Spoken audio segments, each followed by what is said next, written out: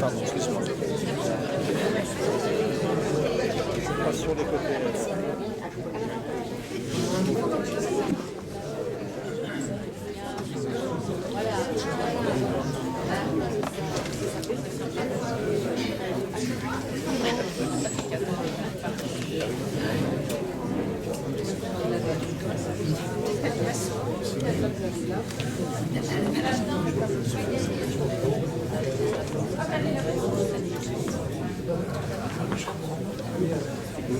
Comment?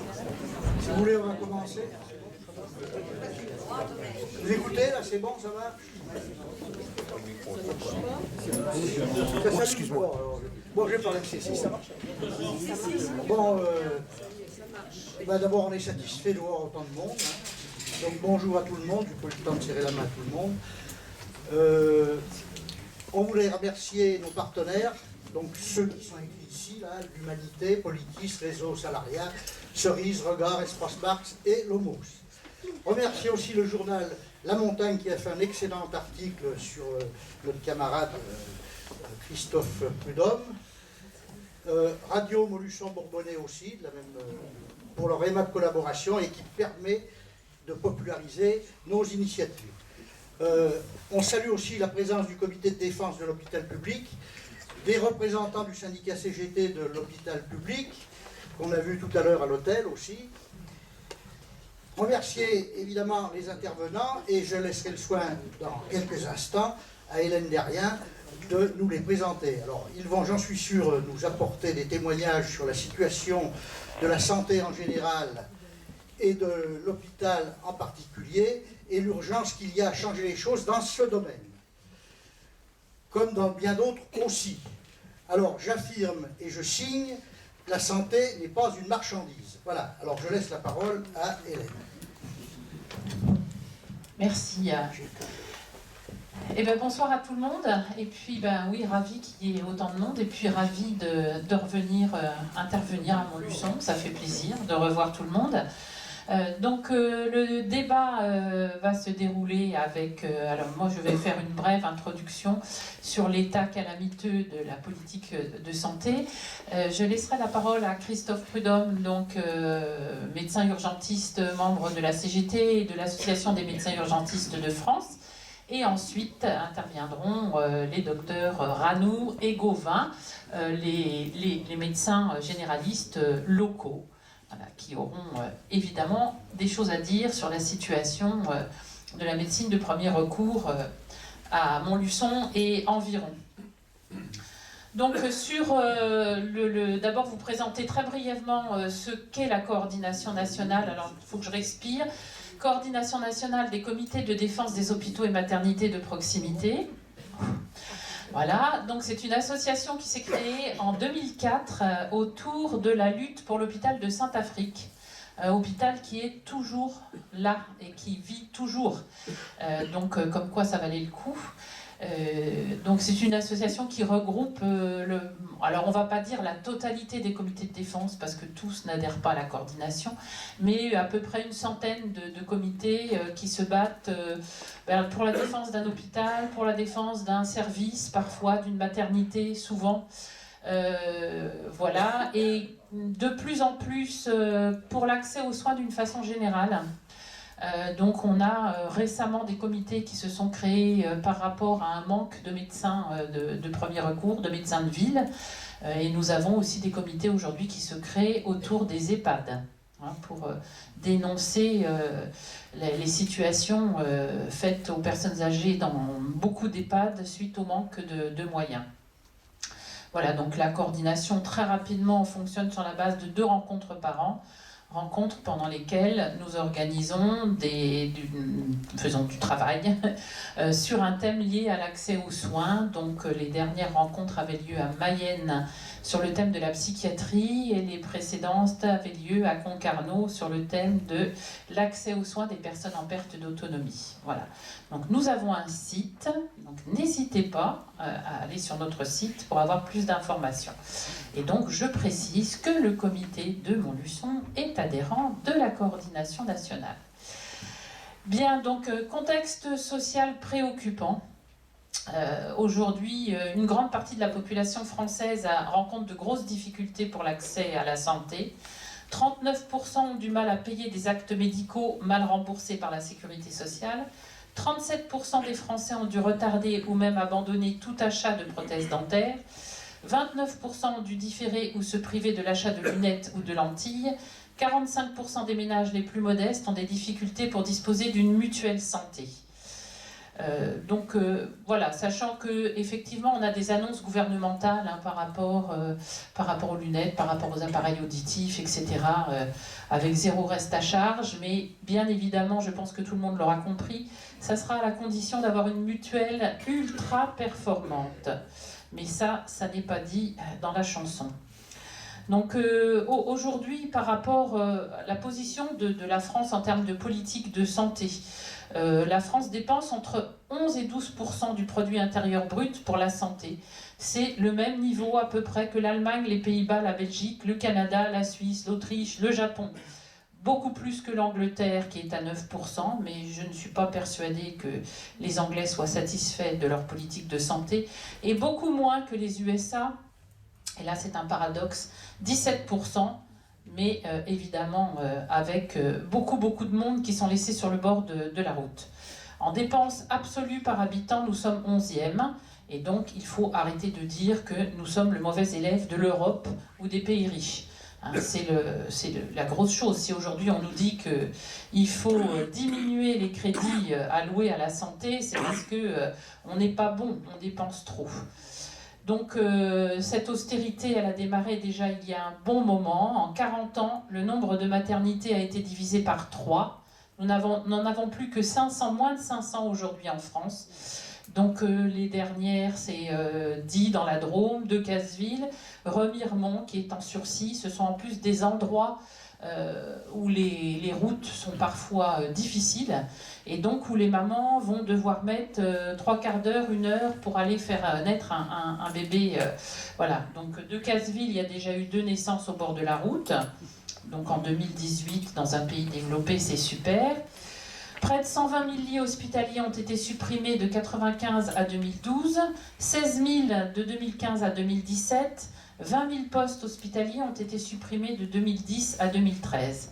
Et les annonces qui ont été faites, plus que des annonces, puisqu'il a été voté, le projet de loi de financement de la Sécurité sociale 2018 est donc une véritable catastrophe, puisqu'on valide 3 milliards d'économies pour la santé, dont 1,5 milliard pour les hôpitaux. Alors sur cette introduction, on va dire, calamiteuse, juste terminer, après je passerai la parole à Christophe, pour dire que visiblement la situation commence à émouvoir énormément de monde et que la mobilisation dans le domaine de la santé est quand même en train de monter en puissance. Et je pense que c'est quelque chose d'intéressant, mais qu'il va falloir voilà, y aller tous ensemble. Et donc justement, je pense que c'est plus sur cet aspect-là. Je passe la parole à Christophe Prudhomme. Eh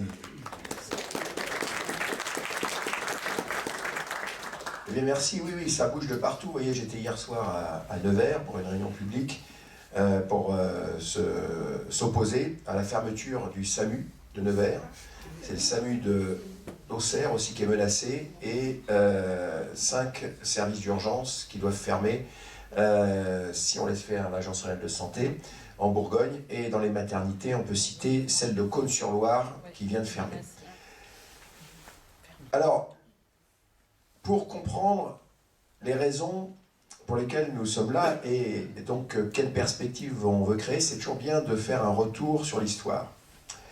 C'est vrai que nous avons la sécurité sociale, c'est vrai qu'au tournant des années 2000, la France était placée comme le pays qui avait le meilleur système de santé au monde, mais il faut relativiser. La sécurité sociale, telle qu'elle était prévue par le Conseil national de la résistance, n'a jamais existé. On n'a jamais eu un système de santé publique respectant un principe constitutionnel qui était l'égalité de traitement de la population, quel que soit son lieu de résidence sur le territoire. Pourquoi ? Parce que on est tous responsables. Il y a effectivement des adversaires qui se sont organisés pour remettre en cause très rapidement les acquis. Mais quand même, quand on a créé la sécurité sociale, on a conservé les régimes spéciaux. Alors, on savait ce qu'étaient les régimes spéciaux et on ne savait pas ce qu'allait devenir la sécurité sociale. Donc, c'était normal qu'on veuille préserver ce qu'on avait et qui paraissait satisfaisant plutôt que d'espérer des lendemains qui chantent.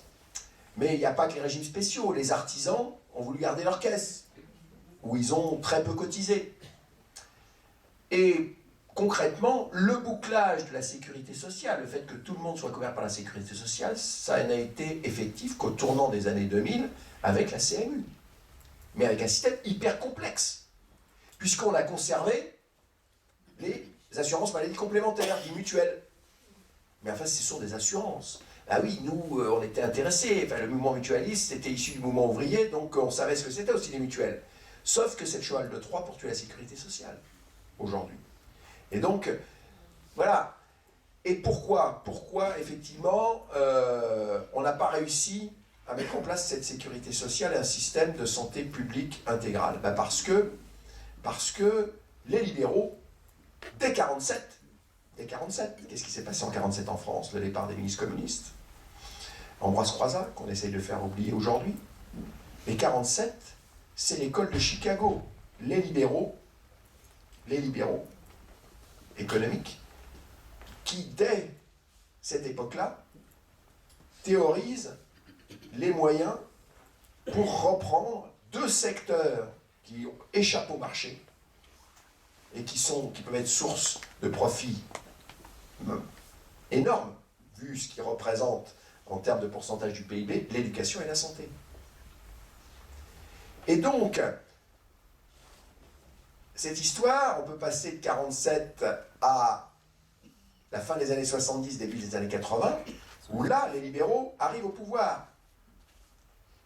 Thatcher en Grande-Bretagne, Reagan aux États-Unis. C'est intéressant de regarder la Grande-Bretagne, parce que le système anglais, eux, ils ont créé d'un seul coup, à la Libération, le National Health Service, qui était un système de santé public, global, financé par l'impôt, mais totalement gratuit. Et qui, jusqu'au milieu des années 70, était le meilleur système de santé au monde. Mais voilà, c'est le risque d'un système de santé financé par l'impôt. Quand il y a un changement politique, Thatcher arrive, et aujourd'hui, il y a 300 000 malades en attente d'une intervention chirurgicale en Grande-Bretagne. Voilà le résultat. Donc, Thatcher, Reagan, et chez nous, Bérégovoy, le tournant de la rigueur en 83. C'est de là que viennent les problèmes. Parce que, de manière honteuse, le gouvernement dit de gauche de l'époque a commencé à appliquer les politiques libérales, avec un certain nombre d'experts, qui sévissent encore aujourd'hui, qui expliquaient qu'il fallait réduire le nombre de médecins en formation, comme ça réduirait le nombre de prescripteurs et ça réduirait les dépenses de la sécurité sociale. Et aujourd'hui, on ferme des services et on ferme des hôpitaux avec des directeurs généraux de l'ARS qui nous expliquent qu'on est bien obligé de fermer parce qu'il n'y a plus de médecins. Donc ils ont créé la situation pour fermer. Vous voyez, avant, il fallait qu'ils expliquent que les petites maternités étaient dangereuses. Il n'a jamais été prouvé scientifiquement. Donc, vous savez, dans les grandes maternités, il y a des accidents, on les cache. Vous venez l'exemple de la plus grande maternité de Paris, à l'hôpital Cochin, 5000 accouchements par an, 2 accidents assez emblématiques, une dame qui vient avec de la fièvre en fin de grossesse à 38 semaines, tout personnel de santé, de l'aide-soignante au médecin sait qu'il faut hospitaliser, il n'y a pas de lit, on ne l'hospitalise pas. Elle revient une deuxième fois, il n'y a toujours pas de lit, on ne l'hospitalise pas, la troisième fois quand elle vient, son bébé est mort. Quelques mois plus tard, il y a une femme qui, la maternité était débordée, elle était toute seule, dans la salle où elle avait été mise, elle a accouché, le bébé est tombé par terre. Vous voyez? Donc, dans le domaine de la santé, big n'est pas beautiful. Ce qui est important, c'est la présence sur le territoire et la médecine. Ça ne se fait pas dans une cabine en télémédecine, c'est le contact humain en direct. Parce que la médecine, ce n'est pas que de la technique. La définition de l'OMS, l'Organisation mondiale de la santé, c'est le bien-être physique, psychologique et social. Or, il y a un problème, parce que les médecins qu'on forme aujourd'hui, on les forme uniquement sur la technique, le psychologique très peu, et alors le social surtout pas. Vous voyez, moi quand j'ai un patient aux urgences, le patient du 21e siècle, un patient du 21e siècle qui a besoin d'être hospitalisé, c'est plus celui du 20e siècle. C'était simple au 20e siècle, la médecine. Vous aviez une maladie, on faisait un diagnostic, on vous donnait un traitement, vous étiez guéri. Maintenant, c'est pas des vieux, des plus de 50 ans. On commence à dépenser à 50 ans avec des maladies chroniques. Et la maladie chronique, c'est complètement différent. Et puis on en a plusieurs maladies chroniques. On a le diabète, on a l'insuffisance cardiaque, on a un peu l'insuffisance respiratoire, on commence à avoir un peu l'ostéoporose, etc. Et donc ça nécessite une coordination, une prise en charge multiprofessionnelle.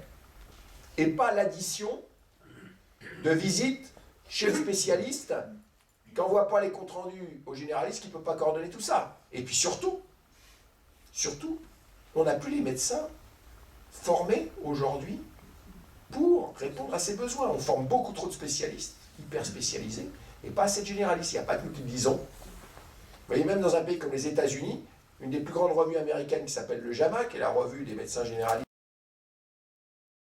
aux États-Unis, la semaine dernière vient de dire on va dans le mur, il faut arrêter de former les spécialistes, il faut former plus de généralistes. Parce qu'effectivement, la ministre a raison sur le constat, pas sur les solutions. Mais effectivement, on prescrit trop de médicaments, trop d'examens complémentaires. Vous voyez, moi, 8 patients sur 100 que je reçois aux urgences, 8 sur 100, c'est des effets secondaires des médicaments.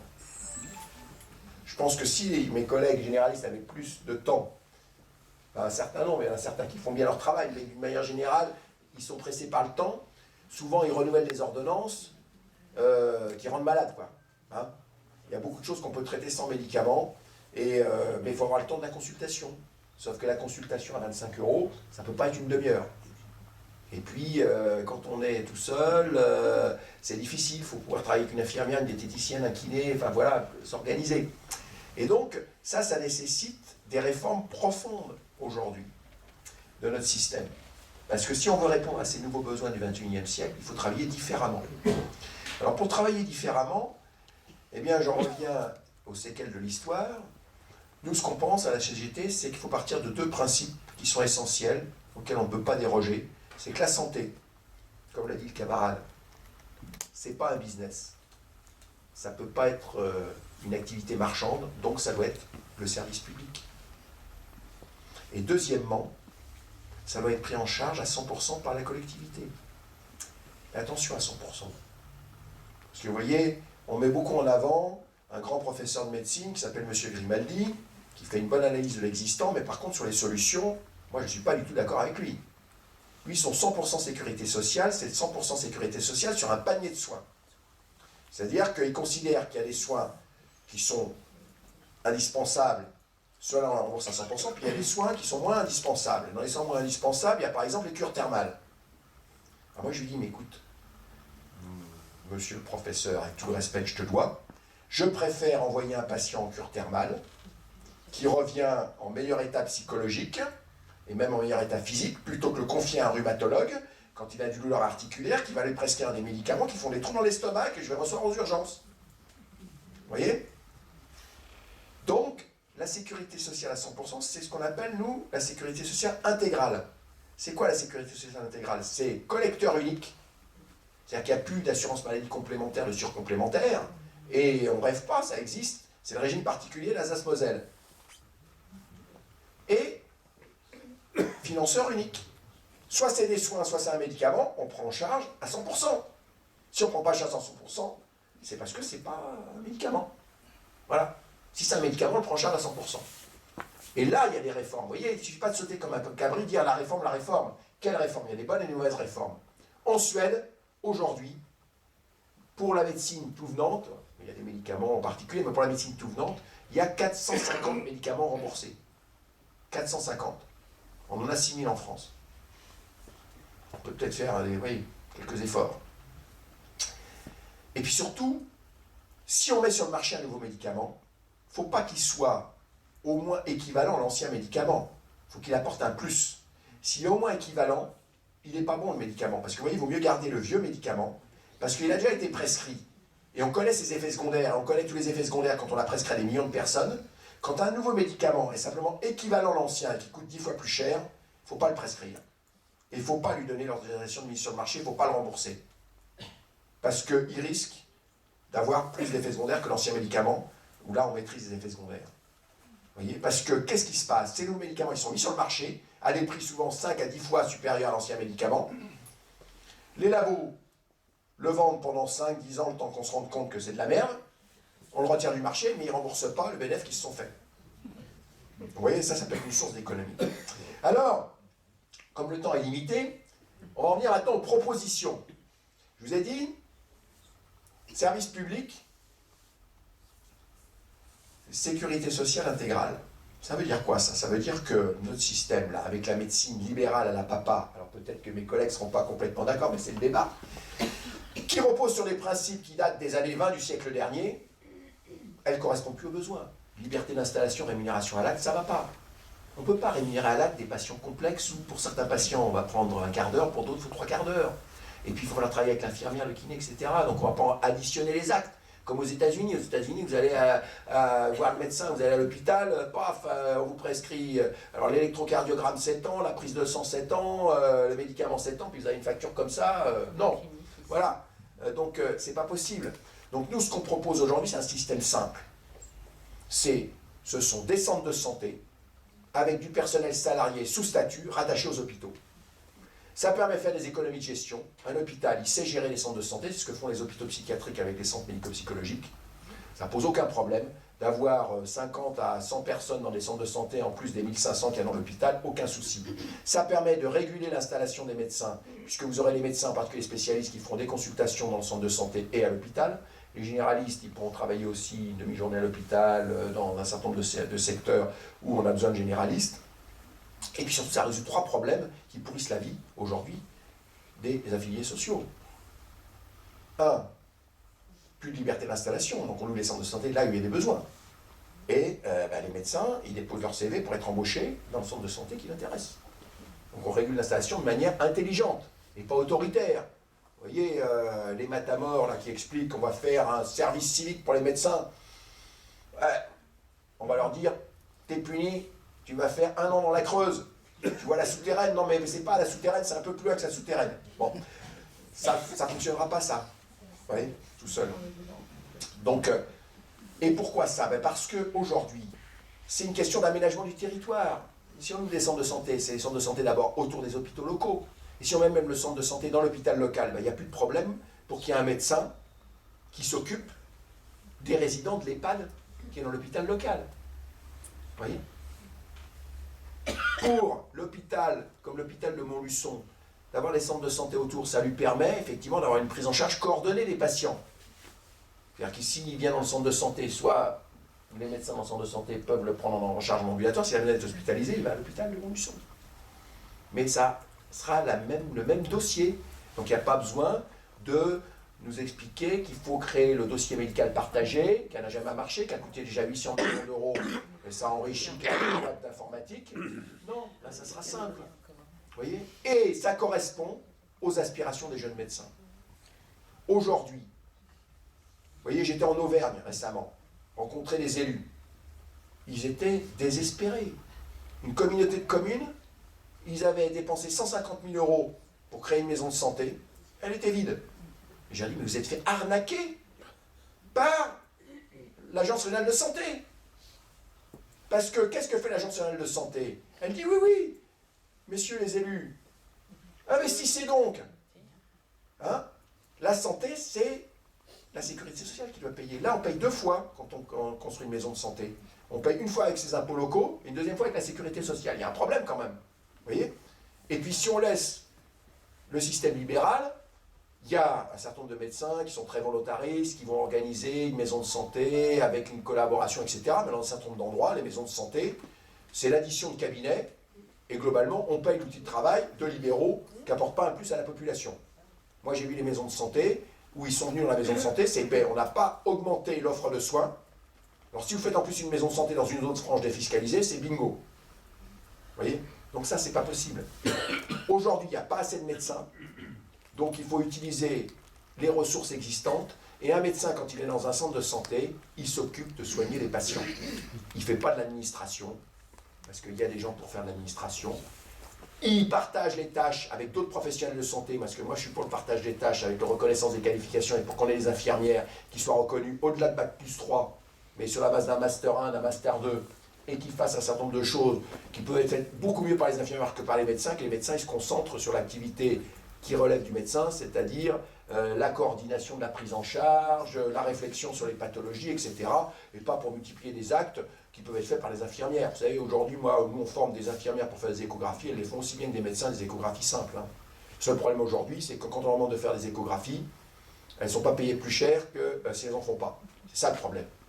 Et ça existe dans beaucoup de pays étrangers. Alors quand on se compare avec les pays étrangers, il n'y a qu'en France que les infirmières sont aussi mal payées. Vous savez, les infirmières en France, il n'y a qu'un seul pays de l'OCDE où les infirmières sont moins bien payées qu'en France, c'est la Turquie. Dans tous les autres pays, les infirmières sont mieux payées qu'en France. Donc moi je suis pour que les infirmières elles soient mieux formées, qu'elles soient mieux payées, et qu'elles collaborent avec les médecins pour que les médecins eh bien, soient utilisés là où ils sont indispensables. Alors ça ne veut pas dire qu'on a suffisamment de médecins, qu'il ne faut pas augmenter le nombre de médecins en formation. Oui, il faut supprimer le numerus clausus, il faut que... C'est pas possible qu'aujourd'hui on ait 60 000 jeunes cette année, il y a 60 000 jeunes qui se sont inscrits dans les facs de médecine, il n'y en a qu'une 1200 qui vont faire médecine. Et ceux qui vont échouer, ils vont aller en Roumanie ou en Belgique pour faire des études de médecine pour revenir ensuite en France. 25% des jeunes médecins aujourd'hui qui commencent leur travail en France, qui s'inscrivent au Conseil de l'Ordre, puisque pour travailler, il faut s'inscrire au Conseil de l'Ordre, ont eu leur diplôme à l'étranger. C'est-à-dire qu'on envoie des jeunes Français sur la base d'un échec dans l'université, parce qu'on a une politique malthusienne, on les envoie à l'étranger, et on importe des médecins, c'est-à-dire qu'on appauvrit les pays qui ont investi, qui ont formé des médecins, comme la Roumanie, pour les faire travailler en France. Donc ça ne va pas. Or, les jeunes médecins aujourd'hui français, moi je peux vous dire, j'ai des internes tous les jours dans mon service, vous leur proposez le cabinet, même, vous voyez, avec la piscine, la voiture, etc., dans le système libéral, il n'y a pas beaucoup de candidats. Vous leur proposez un poste de salarié dans une équipe pluriprofessionnelle, c'est plus facile de pouvoir recruter. Et puis, ce n'est pas un fantasme, vous voyez, on a un exemple, on a plusieurs exemples hein, aujourd'hui d'hôpitaux qui ont monté des centres de santé, et ça fonctionne. Vous voyez, il y en a autour de Laval, il y en a dans le Nord, il y en a à Marseille, ça marche. Voilà. Donc, c'est l'avenir. Alors, bien sûr, ça bouscule toute une histoire. Mais c'est simple, vous voyez, c'est un système simple et qui permet de résoudre, je vous ai dit, le problème de la juste répartition des médecins sur le territoire. Si le médecin est salarié, vous venez avec votre carte vitale comme à l'hôpital. Hein. Donc, tiers payant intégral, plus de problème. Hein. Il y a une administration pour gérer ça. Et puis, troisième chose, même s'il reste encore la possibilité pour certains médecins hospitaliers de faire une activité privée à l'hôpital, globalement, dans le centre de santé, il n'y aura pas de dépassement d'honoraires et on règle le problème du secteur 2. Voilà. Donc, ça a quelques avantages quand même. Mais ça peut fonctionner que si on maintient des hôpitaux de proximité. Il faut arrêter de les fermer. Parce que la base du système, c'est quand même l'hôpital. Et pourquoi l'hôpital? Parce que l'hôpital aujourd'hui, c'est du personnel sous statut de la fonction publique.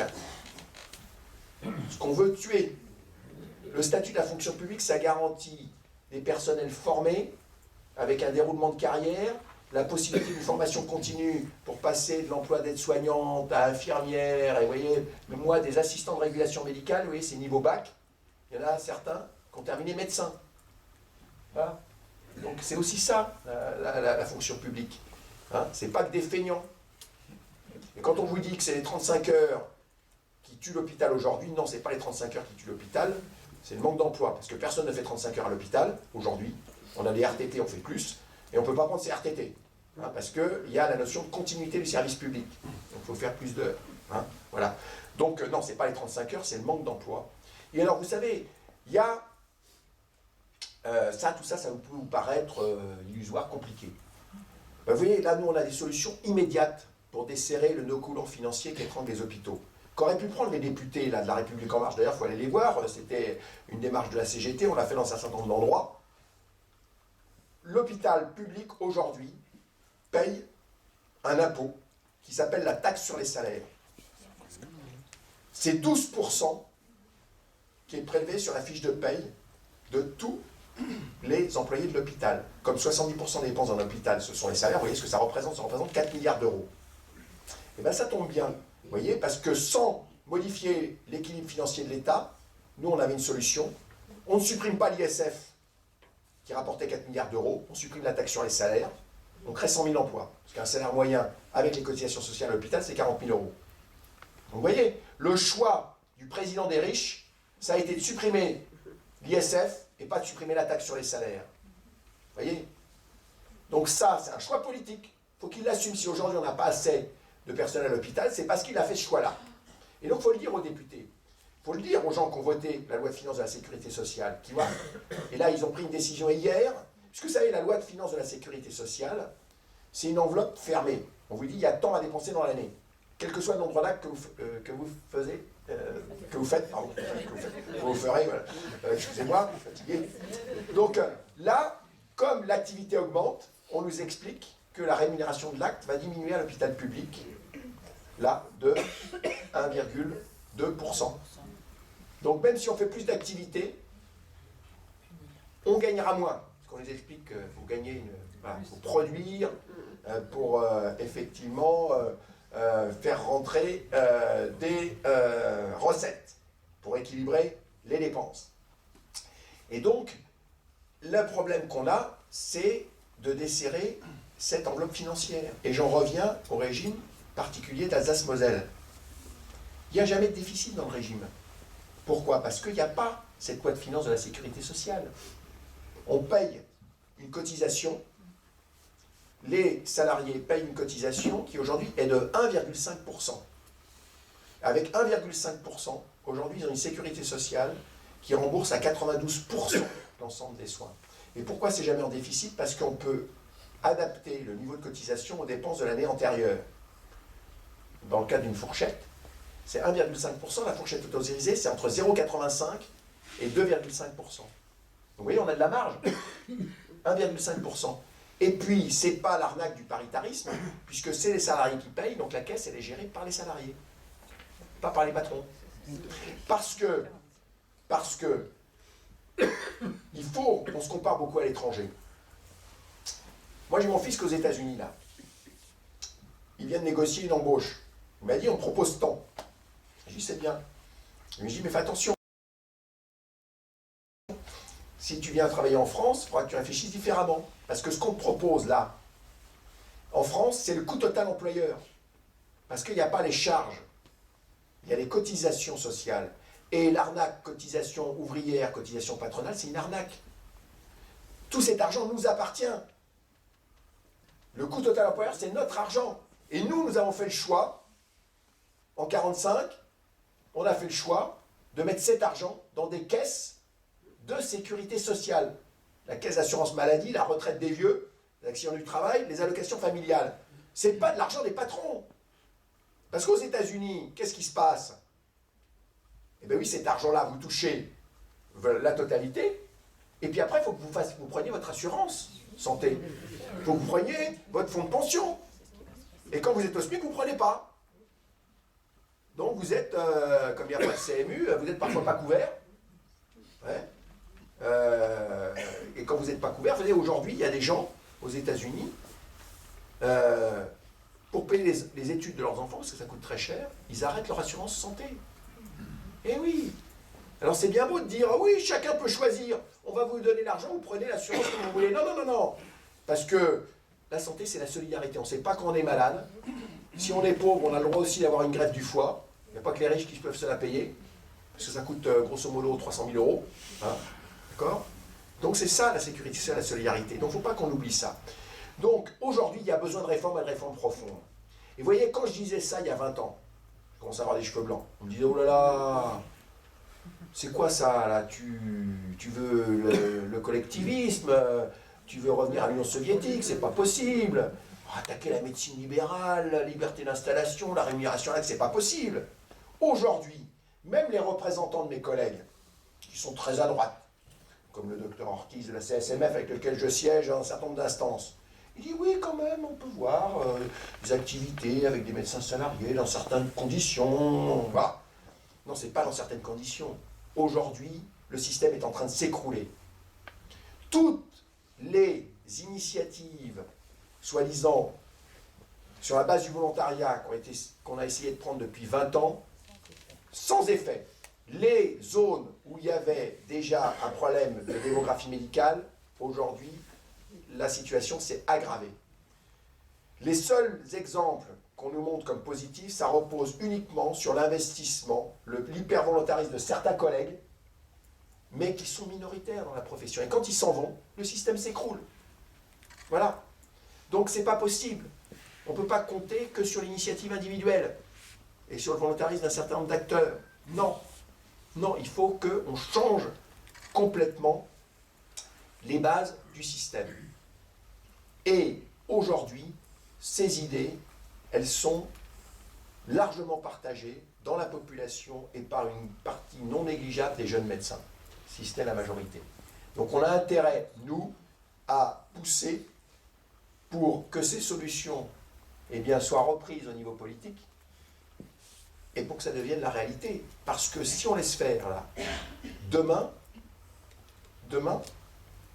aujourd'hui vous avez déjà du mal à trouver un médecin généraliste, mais demain ce sera encore plus compliqué. Vous aurez plus d'hôpitaux de proximité. Or, plus d'hôpital de proximité. Moi, je suis médecin urgentiste. La question, c'est pas le nombre de passages dans un service d'urgence, c'est le délai pour arriver au service d'urgence. Là, les services d'urgence qu'on est en train de fermer en Bourgogne, ils ont que 3 patients la nuit. Mais sauf que quand il y a un patient qui arrive avec l'AVC, ils font de la vraie télémédecine positive avec Dijon. Et si vous faites votre AVC à Clamecy, vous arrivez à l'hôpital de Clamecy, vous avez même prise en charge que si vous êtes à l'hôpital de Dijon. Parce qu'on utilise la télémédecine non pas de manière substitutive, mais pour apporter un plus. Parce que quand vous faites un accident vasculaire cérébral, pour être traité et avoir de bonnes chances de réussite, il faut être traité au mieux dans les 3 heures, et l'extrême limite, c'est 4h30 après l'installation des symptômes. Donc déjà, le temps que vous appeliez, que les pompiers viennent vous chercher, ou une ambulance, ou le SAMU, si l'hôpital est il y a 1h30, ça ne le fait pas, quoi. Hein. Et quand vous arrivez à l'hôpital, c'est le bordel, parce qu'il y en a partout sur les brancards. Parce que si vous fermez les hôpitaux, on va engorger ceux qui restent. Et on a les exemples là-dessus. Vous savez, l'hôpital, le meilleur exemple, c'est dans la Manche, parce qu'il y a Cherbourg, et après Cherbourg, il n'y a plus rien. Hein. On a fermé l'hôpital de Valognes, et bien Cherbourg explose. C'est la cata, ils sont en grève, ils n'en peuvent plus. Et quand on nous dit aujourd'hui, oui, mais il faut restructurer parce qu'on ne trouve pas de médecins, ben déjà, il faudrait garder les médecins qu'on a, qu'on leur fasse faire que de la médecine. Aujourd'hui, on ne trouve plus d'urgentistes. Pourquoi? Parce qu'il y a des gens, des collègues, qui abandonnent la médecine d'urgence parce que les conditions de travail sont catastrophiques. Vous voyez? Donc déjà, ce serait bien qu'on garde les médecins qui sont en poste, que les agences régionales de santé, et je vais terminer là-dessus pour ne pas être trop long, fassent leur boulot, leur rôle défini par la loi, c'est de faire du prévisionnel sur les besoins. Donc le rôle de l'agence régionale de santé, c'est de négocier avec la faculté de médecine les postes prioritaires dans les spécialités prioritaires. Avec des postes prioritaires, ils doivent s'entendre avec la région dont c'est la responsabilité pour qu'il y ait des contrats avec des bourses pour les internes, hein, quand ils choisissent après leur 6e année. Donc dans 3 ans, 4 ans, on peut avoir tout de suite sur le terrain un certain nombre de professionnels pour régler les problèmes les plus urgents en termes de démographie médicale. Et puis si on supprime l'université clausus, eh bien, on pourra avoir effectivement dans 8 à 10 ans plus de médecins. Mais en attendant, on peut faire ça. C'est-à-dire qu'on a 3 sources immédiates de moyens qui sont mobilisables. 1, les médecins font que de la médecine.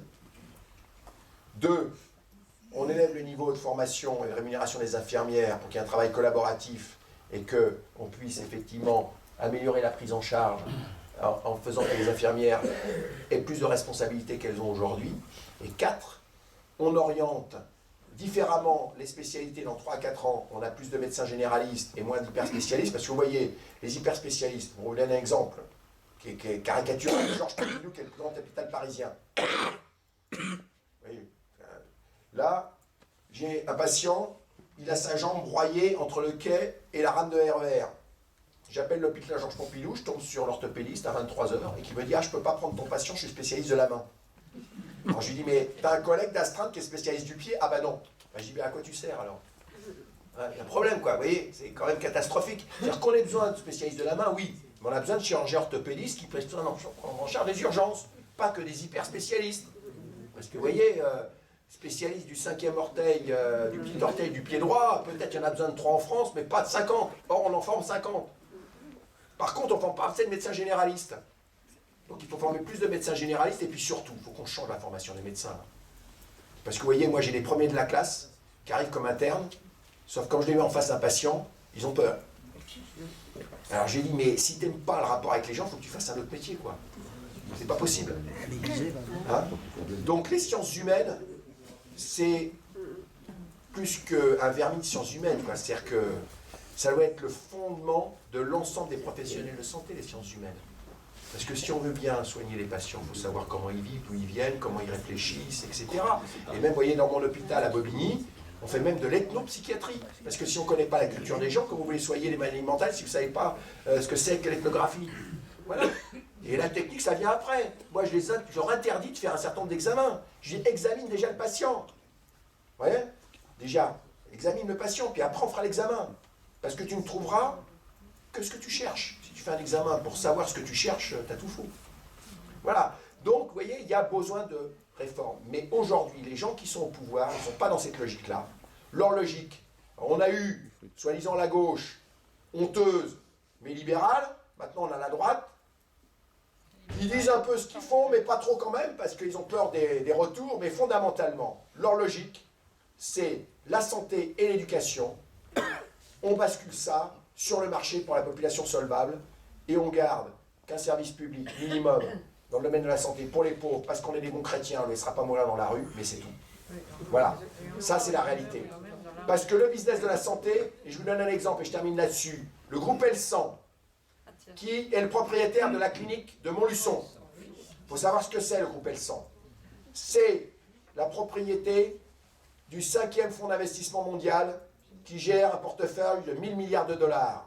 Et avec les bénéfices qu'ils font dans la clinique de Montluçon et les autres cliniques qu'ils ont en France, parce que leur siège est au Luxembourg, ils défiscalisent. Et ils ont pu construire ce groupe grâce à l'aide du précédent gouvernement de M. Hollande, qui a permis à la Caisse des dépôts et consignations, qui est l'organisme financier de l'État, de limiter leur investissement en achetant les murs d'un certain nombre de leurs cliniques pour 600 millions d'euros. C'est honteux, c'est ça la réalité. Donc aujourd'hui, nous ce qu'on dit, et on est clair, c'est la revendication de la CGT, il n'y a pas la place pour 2 systèmes d'hospitalisation publique et privée. Et en particulier dans des villes comme Montluçon. Aujourd'hui, si on ne fait rien, si on ne crée pas un seul pôle de santé publique à Montluçon, la clinique mourra et l'hôpital mourra. Il faut le dire comme ça. Et le problème pour nous, c'est que l'avenir des emplois pour les salariés de la clinique, c'est qu'on reconstruise un vrai pôle de santé et qu'on les intègre dans la fonction publique, parce qu'autrement, ça se passera comme à Côte-sur-Loire, où là, la maternité, c'était le privé, il la ferme et il licencie le personnel. Voilà, parce que c'est pas rentable. C'est comme ça qu'ils se comportent. Donc, il arrive à un moment donné, ça suffit. Pas d'argent de la sécurité sociale pour des actionnaires, parce que c'est quoi le rôle d'un actionnaire? Qu'il investisse dans une entreprise. Un actionnaire, il investit dans une entreprise pour avoir le meilleur retour sur investissement. S'il investit dans une clinique, c'est pour avoir le meilleur retour sur investissement. Donc il va pressurer les salaires, il va sélectionner les patients rentables et laisser les patients non rentables à l'hôpital public. Et le jour où il y a une activité qui n'est pas rentable, il la ferme. Et aujourd'hui, les agences régionales de santé les laissent faire. Donc à un moment donné, il faut dire les choses. Et moi, je peux vous dire, on a des exemples aujourd'hui, hein, où on a laissé perdurer cette situation hôpital public, clinique. Les deux sont en train de mourir. Le meilleur exemple, c'est Orthès, où là, c'est encore une autre problématique, mais où, y compris les agences régionales de santé, utilisent on les appelle les tapis des cliniques, le groupe CAPA, là, c'est les frères Kadji. Hein, c'est les tapis des cliniques, ils achètent les cliniques pour 1 euro dans des villes où la clinique est en train de mourir. L'ARS ne laisse pas mourir la clinique. Pourquoi il ne laisse pas mourir la clinique? Parce qu'il veut faire mourir et la clinique et l'hôpital. Voilà. Donc il crée la concurrence entre les deux s'épuisent, ils meurent, et on ferme tout, et puis on dit à Orthès, vous n'avez pas besoin, il y a Pau qui a 30 bornes. Hein, voilà. Et ça ne fait pas ça, parce qu'aujourd'hui, on a besoin, effectivement, pour assurer la sécurité de la population, d'un maillage de centres de santé, d'hôpitaux locaux, d'hôpitaux départementaux et le CHU, et qu'il ne faut pas croire qu'aujourd'hui, un certain nombre de mes collègues médecins, parce que nos pires ennemis, c'est une partie des médecins qui sont intéressés, en particulier les professeurs de médecine, par les enjeux de pouvoir, et qui vous disent, c'est pas grave si les hôpitaux de proximité ils ferment, de toute façon c'est des mauvais, hein. Ouais, mais aussi ils sont mauvais parce qu'ils cachent leur turpitude, hein. Quand il y a un accident en CHU, on le cache, et qu'est-ce qu'ils disent? Eh bien, ils vampirisent des petits hôpitaux, pour espérer se sauver. Mais moi, je peux vous dire, aujourd'hui, CHU de Clermont-Ferrand, CHU de Dijon, CHU de Besançon, demain, ce ne sera plus les CHU. Hein. Aujourd'hui, la recherche est en train de se concentrer dans un certain nombre de sites très très limités. Hein. Et pour vous, ici, Clermont-Ferrand, Saint-Étienne, non. C'est Lyon, Marseille, Strasbourg, Paris, Lille, et même pas Toulouse, c'est Bordeaux. Parce qu'à Bordeaux, il y a Juppé, qu'à Toulouse, ils sont... voilà. Ah oui, oui, même des villes comme Toulouse, vous voyez.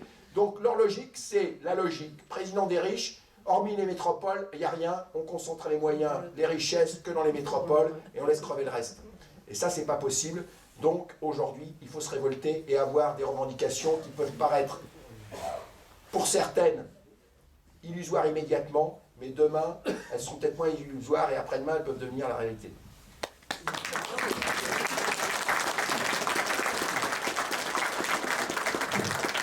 Merci, je dirais plus que des revendications, c'est des exigences, hein, puisque ça a été dit, la santé, elle est financée encore par la sécurité sociale et nos cotisations. Donc on a quand même largement notre mot à dire et nos exigences à avoir sur ce qu'on veut en termes de politique de santé. Donc il faut qu'on y songe, on a un pouvoir, hein, et on doit l'utiliser et se regrouper pour l'utiliser le plus largement possible. Je passe la parole au docteur Gauvin d'abord. Docteur Gauvin. Voilà, c'est bon. Donc on m'a demandé de faire un point de la situation locale et l'évolution dans les années qui viennent. Alors Montluçon, on fait partie du bassin de soins primaires qui comprend Montluçon, Prémillat, Domérat, Uriel, Saint-Victor, Désertine. Donc sur ce bassin de soins primaires, on effectue les permanences de nuit, les permanences de week-end et de jours fériés. Actuellement, on est 48 médecins recensés à faire le travail. Je vous mets à part les médecins. Il y a quelques médecins retraités qui bossent sur Montluçon, mais qui sont exemptés des gardes. Donc ils travaillent en plus, mais ils ont déjà plus de 65 ans. Si on tient compte que des médecins qui font vraiment les gardes, actuellement sur ce bassin de santé, il y a 48 médecins. Avec ces 48 médecins qui bossent là, tous les jours, on refuse des patients, on ne sait plus où envoyer nos malades, on essaye de les faire entrer directement dans les services pour ne pas encombrer les urgences, on se fait jeter, on nous dit hop, urgence, urgence, urgence. Il est impossible d'avoir des rapports directs avec les médecins hospitaliers à l'intérieur, si vous voulez, c'est le blackout total. On a des numéros d'appel d'urgence pour certains services, et rien. Voilà. Donc, ça devient infernal en ville. Les accès aux spécialistes, je vous en parle pas. Donc, c'est très difficile actuellement avec 48 médecins. Au 31 décembre 2019, sur ces 48 médecins, il y en a 16, si vous voulez, qui sont nés entre 1947 et 1954. Vous voyez l'âge que ça va leur faire au 31 décembre 2019. Si on considère qu'ils prennent leur retraite à 65-66, ça va nous faire tous les jours 350 patients qui vont arriver aux urgences.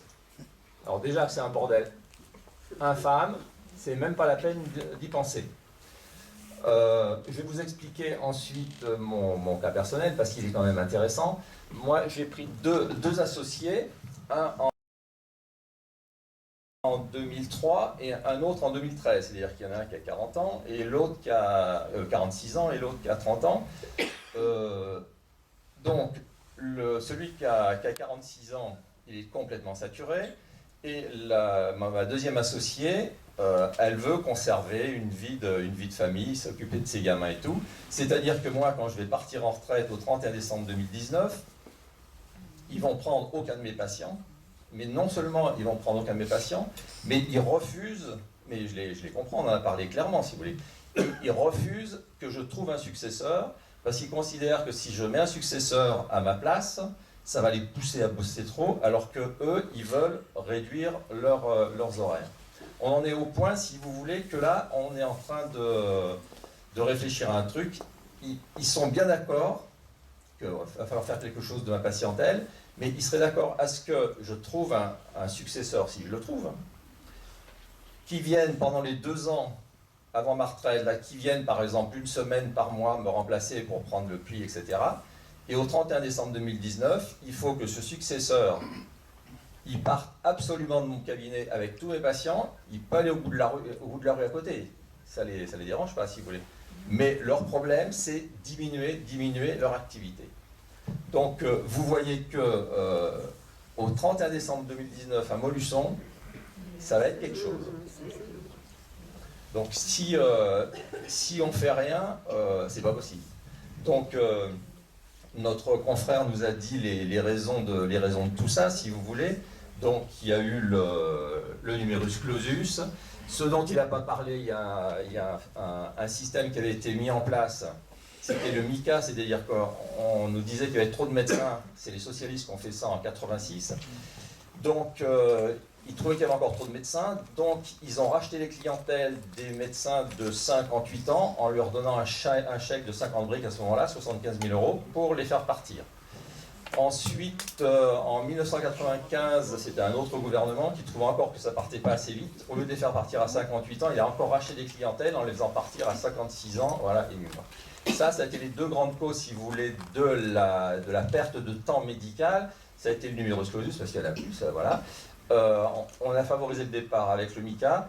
Et à mon avis, il y a une autre chose qui entre en jeu, c'est que c'est essentiellement générationnel. C'est-à-dire que la nouvelle génération, c'est sûr, ne veut plus travailler seule, mais ce n'est pas sa seule motivation. C'est qu'elle, quand elle nous voit, elle dit votre boulot, là, mais c'est pas possible. Hein. 50 heures, 60 heures, c'est niette. Nous, c'est niette. Donc, en plus, ce processus a été accéléré, si vous voulez, par la féminisation. Je ne suis pas misogyne, on est bien d'accord. Nous, quand on a fait nos études avec Elisabeth, il y avait, en 1974, il y avait 15% de femmes qui réussissaient. Maintenant, c'est 65%. Donc, elles ont d'autres choses à faire, etc. S'occuper des gamins. Donc, c'est une raison importante, si vous voulez, du perte en horaire de médecins, parce que ils veulent tous, enfin presque, dans l'allié, si vous voulez, à 80%, ils veulent être salariés. Les jeunes médecins, quand ils sortent, c'est 80% salariés. Et bien souvent, comme c'est des femmes, c'est des mi-temps. Donc, ce qu'il faut se dire, c'est que si on remplace notre génération à nous par des salariés à 35-40 heures, si on veut, mais bien souvent par des mi-temps, je pense que ça va être très difficile. Alors, j'ai autre chose à dire, je ne m'en souviens plus.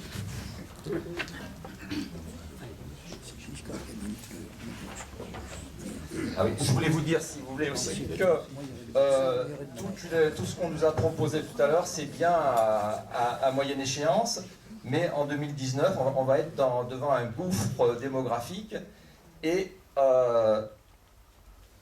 du salariat total, ça ne va pas être possible. Il va falloir négocier avec tout le monde, il va falloir panacher, il va falloir faire accepter des maisons médicales comme ils sont en train d'essayer de monter à Désertine, c'est-à-dire avec des médecins motivés. Il va falloir faire des centres de santé avec des médecins salariés, mais il faudra m'expliquer le coût, parce que bon, moi, je suis en train d'aider mes amis à bien assis, si vous voulez, mais je suis un peu réticent parce que je me demande quel est le coût pour la société ensuite. Parce que un médecin libéral, si vous voulez, comme moi, on se met tout sur le dos, on a emprunté jusqu'à 65 ans, et si vous comparez les salaires, je peux vous dire, il n'y a pas trop de différence entre médecin salarié à 35 heures, et puis nous, si on en fait 50 ou 60. L'autre souci, si vous voulez, c'est que maintenant, on est de plus en plus demandé par les postes salariés. Par exemple, même nous, ici, à Montluçon, quand la Saône-et-Loire a fait son système de médecins généralistes salariés, c'est-à-dire qu'ils ont besoin de 30 médecins généralistes, je ne sais pas si tu as été contacté, toi. Nous, dans le cabinet, on a tous reçu un courrier en nous demandant si ça nous intéressait, avec la grille de salaire, etc. etc. Ensuite, il y a le service de médecine du travail, si vous voulez, qui essaye de me piquer ma jeune médecin, parce que voilà, ils ont pas assez de médecins et on est obligé de serrer. Donc je voulais dire que il va falloir panacher toutes les solutions possibles, voire même, à mon avis, il y a quelque chose qu'il faut faire, c'est des médecins comme moi qui ne sont pas usés encore, pas complètement, il faut essayer de les garder. Il faut essayer de les garder après la retraite, bon, qu'ils arrêtent le libéral, mais qu'ils fassent un petit tiers-temps salarié, etc., pour essayer d'aspirer des jeunes. Et même en faisant ça, on ne va pas y arriver. On va être obligé de faire de la délégation de tâches, sinon ce sera impossible. C'est-à-dire qu'il va être obligé de former très rapidement des super infirmières qui vont pouvoir nous dégager en temps médical. Sinon, Montluçon, on ne va pas s'en sortir, c'est clair. Et des infirmières qui peuvent faire ça, on en a plein. Voilà, c'est ça. Et nous, en libéral, on peut tirer notre chapeau, si vous voulez, aux infirmières qui bossent comme des malades en ville et tout, et qui sont très capables de faire de la délégation de tâches. Voilà, c'est tout ce que je voulais dire.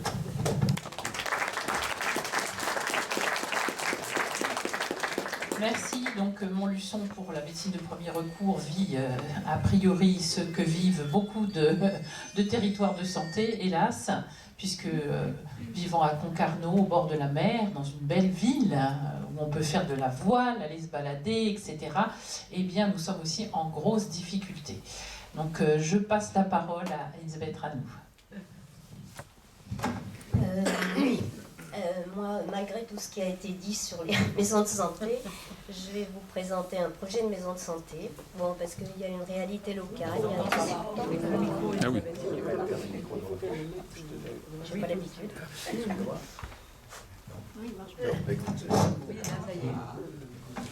Donc oui, en attendant la création de centres de santé, hein, je suis bien sûr... Plus haut, la prochaine plus haute, voilà. Ah, c'est bon. Bloque ton cou. Moi, j'ai pas l'habitude du micro. Bon. Hein. Ça marche. Donc, je disais donc que je vais présenter un projet de maison, un projet de maison de santé, malgré ce qui a été dit sur les maisons de santé. Il y a une réalité locale. Et nous, donc sur Désertine, Saint-Victor et Estivareil, on a un projet de maison de santé multisite. Alors comment c'est venu? L'idée est venue aussi du manque de médecins, bien sûr. Pour l'instant, on est, jusqu'en 2016, sur ce secteur, on était 8 médecins. En 2017, 2 sont partis en retraite, donc actuellement on est 6. Et en fin 2019, début 2020, 2. Puisque les médecins d'Estivareil vont partir en retraite, Saint-Victor, moi. Donc il restera 2 médecins sur 8. Donc effectivement la situation est compliquée. Déjà au départ des 2 médecins en 2016, on a vu un afflux de patients qu'on a eu évidemment du mal à gérer. Donc bien sûr 2 médecins sur 8, c'est impossible. Alors donc on s'est dit, il faut anticiper, il faut faire quelque chose. C'est surtout mon associé qui est le plus concerné, parce que c'est lui qui, dans 2 ans, se retrouvera seul avec l'autre associé qui est ma sœur. Donc, on peut être, on pouvait être inquiet. Alors, l'idée, c'est de créer une maison de santé multisite. Donc en fait un pôle de santé multisite, en tenant compte qu'il y a une pharmacie, il y a des pharmacies dans chaque commune, qu'il y a un tissu libéral, médical et paramédical assez important. Donc on est parti de cette idée. Alors on a suivi un certain nombre d'étapes. La première étape, c'était de rencontrer tous les médecins. Donc ceux qui vont partir en retraite, bon, ils sont intéressés, enfin ils sont bien sûr favorables au projet, mais bon, pas directement impliqués, puisque dans 2 ans ils ne seront plus là. Ensuite, l'autre étape, ça a été de rencontrer les maires des 3 communes, et on a eu un accueil très favorable, bien sûr. Ils avaient déjà anticipé, notamment à Estivareil, le maire avait déjà anticipé en créant des locaux. Donc, après ça, après la rencontre des maires, on a organisé quelques réunions en invitant les médecins, les paramédicaux, c'est-à-dire infirmières, les pharmaciens, les kinés. Et on a quand même eu la bonne surprise d'avoir un peu de monde. Hein. Ces réunions ont chaque fois été fructueuses. Toutes les professions étaient représentées. Et puis, une autre étape a été celle de créer une association pour la réalisation du projet. Donc l'association est créée, voilà, on en est là. Mais bon, il y a déjà une bonne dynamique et toutes les professions de santé, donc des 3 communes, sont partie prenante et intéressées. Bon, alors,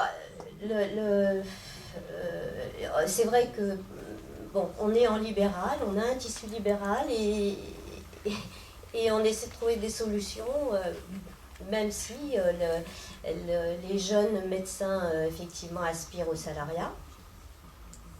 Donc on espère que la maison de santé attirera des jeunes, bien sûr, parce que c'est quand même l'idée, enfin ce qu'on défend, c'est l'idée de travailler du travail en équipe. C'est rompre l'isolement aussi, parce que quand on est médecin seul en cabinet, voilà,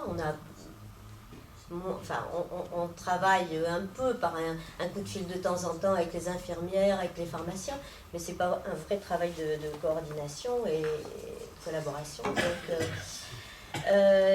on sait bien que les jeunes médecins sont attirés par ce travail en équipe pluridisciplinaire, et dans l'idée c'est bien. Donc voilà, après l'intérêt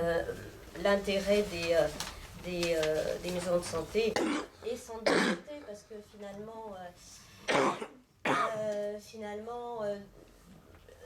dans l'idée on se rejoint, l'idée du travail en équipe, l'idée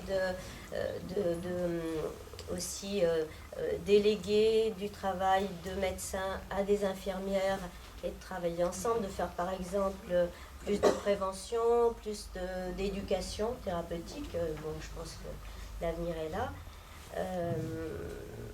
Bon, dans une maison de santé, on peut aussi faire ce travail. Voilà, je regarde un petit peu si j'avais mis d'autres idées.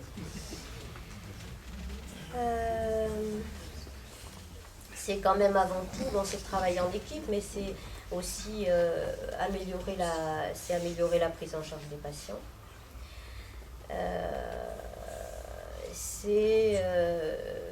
Alors créer, ce qu'il faut dire aussi, c'est que la présence, on n'est pas obligé d'intégrer en fait dans ce pôle de santé,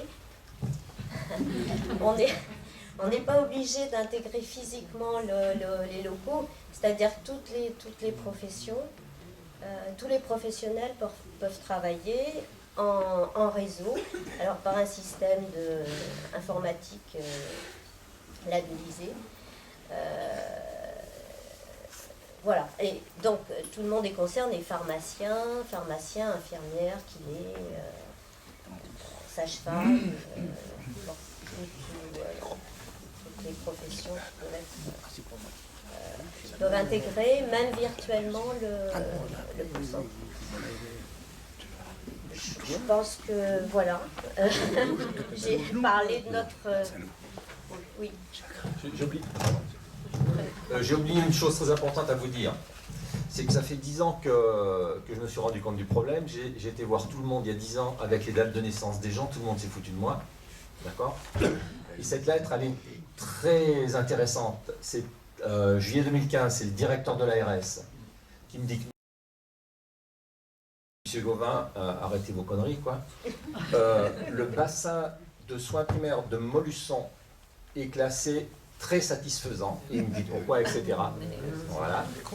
Donc, si vous voulez, le problème, c'est peut-être qu'ils ne font pas exprès, hein, ils peuvent avoir une case, hein, mais ce qu'il faudrait faire, il faudrait arriver à créer une formule mathématique. C'est très simple, c'est très simple. Nous, on est rentrés en fac en même temps, vous avez une date de naissance, vous allez 35 ans plus tard, vous voyez quand il va partir en retraite. Hein. Donc, je sais pas, il faudrait qu'un matheux se pose la question, si j'entre les dates de naissance des médecins, je fais le niveau économique, industriel de la ville, le vieillissement de la population, et puis qu'est-ce qu'il nous faut comme médecin pour tant d'habitants. Mais je peux vous dire que ça démontre qu'ils en ont rien à foutre, ils font tout. Ils font tout au doigt mouillé. Et ce qu'il y a, si vous voulez, ce qu'il y a le plus grave, c'est qu'on l'a vu avec les infirmières, là ils ont dit, allez, il n'y a plus de médecins. Là ils sont acculés, ça fait 20 ans qu'on leur dit de rouvrir le numerus clausus, ils l'ont pas fait. Maintenant ils sont acculés, ils rouvrent le numerus clausus, mais peut-être qu'ils vont le réouvrir trop. Je parlais avec un spécialiste qui me disait qu'en ce moment ils sont en train de former trop de gastro au CHU à Clermont. Et ils vont faire comme on a fait avec les infirmières il y a une dizaine d'années à Montluçon. Là, on s'est mis à doubler la production, et si, un peu. Et il y a un peu surpopulation en ville à Montluçon. Ouais, pardon. Oui. Ouais. C'est qu'il y a des choses à dire. Hein. Juste, je vais passer la parole. Je pense que les ARS, tout le monde en est bien convaincu. Par rapport au problème de démographie médicale, je crois que l'argument massu qui est employé par les ARS les 3/4 du temps, c'est nous n'avons pas le pouvoir d'imposer à un médecin de s'installer. Voilà. Donc une fois que effectivement, aujourd'hui, à partir du moment où il y a la liberté d'installation, tip top, quoi, ils sont tranquilles, ils se frisent les moustaches. Et y compris, c'est un argument de poids pour fermer des services, notamment dans les hôpitaux. L'argument qui est donné aussi, notamment par M. Graal, qui est éminent directeur d'ARS, voilà, et qui a commis un rapport sur les urgences, hein, comme quoi il y en avait trop et qu'il allait falloir diminuer considérablement ce nombre de services. Voilà, je ne sais plus ce que je voulais dire, donc c'est très bien. Ils ont créé la pénurie pour pouvoir faire oui, voilà, bon, Graal, il est assez épouvantable là-dessus. Si son gros argument, c'est de dire qu'il n'y a jamais eu autant de médecins en France, ce qui est vrai. Sauf que la population, elle a augmenté aussi, et que la façon de soigner n'est plus du tout la même. C'est-à-dire que, il en a parlé Christophe avec les maladies chroniques, on ne soigne pas du tout de la même façon. Voilà. Et puis en plus, je crois qu'il doit y avoir à peu près 20% de médecins inscrits à l'ordre qui ne sont pas médecins, qui n'exercent pas. Ce qui est une véritable catastrophe. Voilà, donc on a beaucoup parlé, donc on vous laisse la parole. Alors, qui Pierrette Guichon, donc ça marche pas non plus. Alors, non, c'est bon là, vous m'écoutez ou pas? Alors, Pierrette Guichon, je suis la présidente actuelle du CDHP, donc Comité de défense de l'hôpital public. Alors, par rapport à tout ce qui a été dit, j'en pense à ça, donc ça va être un peu mélangé parce que par rapport au début, moi je suis très. Enfin, pas perturbée, mais ça me fiche la trouille tout ce qui a été dit là. Je me dis, oh là là, on va jamais s'en sortir. L'hôpital de Montluçon, ils ont supprimé du personnel. On avait un hôpital qui fonctionnait à merveille. Je suis peut-être un peu prétentieuse, mais on avait toutes les pathologies qui étaient soignées, tous les services étaient représentés. On était, à l'époque, le 2e centre de l'Auvergne. Finalement, il ne fallait pas, pour être objectif, enfin, reconnaître la vérité. Là, à l'époque, on était le 2e centre derrière Clermont-Ferrand. Aujourd'hui, eh ben, on a supprimé du personnel. Et quand on va voir le directeur pour comité de défense de l'hôpital, il lui dit, monsieur, c'est pas possible. Il nous dit, mais moi, j'ai une obligation. J'ai un budget, l'État me dit, voilà, vous avez dépensé trop d'argent, vous avez 11 millions de déficit. Aujourd'hui, moi, j'ai réussi à réduire ces 11 millions de déficit, puisqu'il n'y en a plus que un, qui, avec la T2A, est passé à 2.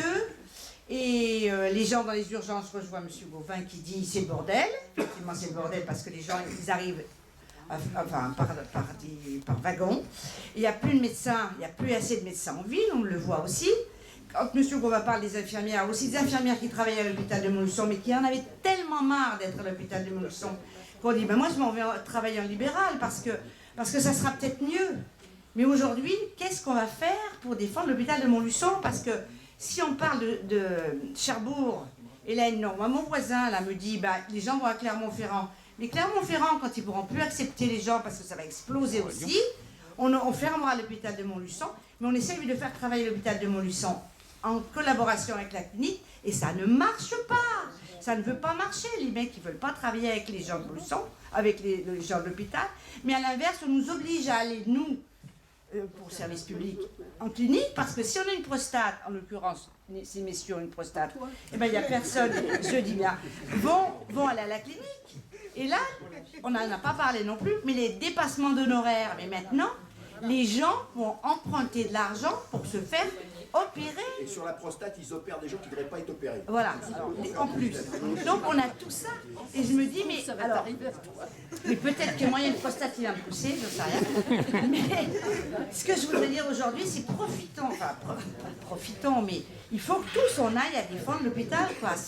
Il faut qu'on s'unisse. Alors peut-être qu'avec des médecins de ville, peut-être que des futurs traités, des gens de tous bords, il faut qu'on fasse une adhésion, enfin qu'on adhère à ce mouvement et qu'on dise non, messieurs, vous n'avez pas le droit de supprimer l'hôpital de Montluçon. Nous, on y tient, on veut être soignés, on a les moyens de le faire. Mais je ne sais pas comment on va faire, mais enfin, on va essayer encore de bouger, faire des pétitions, des choses comme ça. Mais il faut y aller, quoi. C'est pas possible, on ne peut pas entendre que demain, l'hôpital de Montluçon ferme. Demain, moi, j'ai pas de médecin en ce moment, donc ça va, je suis pas trop malade, ça va aller. Mais qui va vouloir me soigner? Comment je vais faire? Donc je vous incite à venir retrouver le mouvement de défense de l'hôpital, parce qu'il faut qu'on soit beaucoup. Et quand on sera 500 dans la direction en disant, monsieur, nous, on veut que l'hôpital fonctionne, on a des moyens et on a des idées, on va les reprendre des idées ce soir. Mais il faut qu'on y arrive. Voilà, c'est tout ce que je voulais dire. Je pense que c'est très insidieux, c'est-à-dire qu'en fait, on ne ferme pas d'hôpitaux en France, à de très rares exceptions près. On les réoriente, c'est-à-dire que les hôpitaux qui étaient avant des hôpitaux de proximité vont souvent devenir des hôpitaux de médecine à orientation gériatrique, et c'est qu'on répartit les activités. Et du coup, ça met complètement à mal la notion de proximité, c'est-à-dire qu'au lieu d'avoir un maillage territorial régulier partant de la médecine de ville à l'hôpital de proximité, et puis après à un hôpital, ce qu'expliquait Christophe, départemental, régional, etc., en fonction des besoins de la pathologie du patient, et ben aujourd'hui on va avoir un parcours absolument épouvantable pour arriver à atteindre un service ou à un autre. Voilà. Une autre question sur le service hospitalier, moi si vous voulez, j'ai fait 3 ans de suite infirmier quand j'étais en fac. J'ai fait 3 fois 3 mois d'infirmier à l'hosto. Ensuite, j'ai fait mon internat à l'hosto. Donc, j'étais à 100% hôpital. D'accord? Mais je tiens à dire quand même que heureusement qu'on a des spécialistes à la clinique des fois pour nous sortir de la merde. Parce que quand vous téléphonez, quand vous avez une urgence cardiologique, vous essayez d'avoir quelqu'un au bout du fil à l'hosto. Il n'y a personne. Et je vous assure, et heureusement que j'ai Petit Allo avec qui j'ai fait des études, il me dit bah, tu me l'envoies tout de suite, sinon je sais ce qui va se passer. Si je l'envoie, non, si je l'envoie, il va aux urgences, il va attendre 6 heures et il va faire comme ça m'est arrivé là, trop tard. Mais ça, c'est pas normal, c'est ça qu'il faut qu'on arrive à dénoncer. Oui. C'est pour ça. Mais on n'est pas forcément opposé total avec la clinique. Mais ça, c'est inadmissible. Absolument, que les cardiologues ne répondent pas en besoin, c'est insupportable. Les numéros d'urgence. Eh bien, mais ça, on va leur dire encore au directeur. Dire ce que tu veux. Eh bien oui, mais je me suis... Tant pis.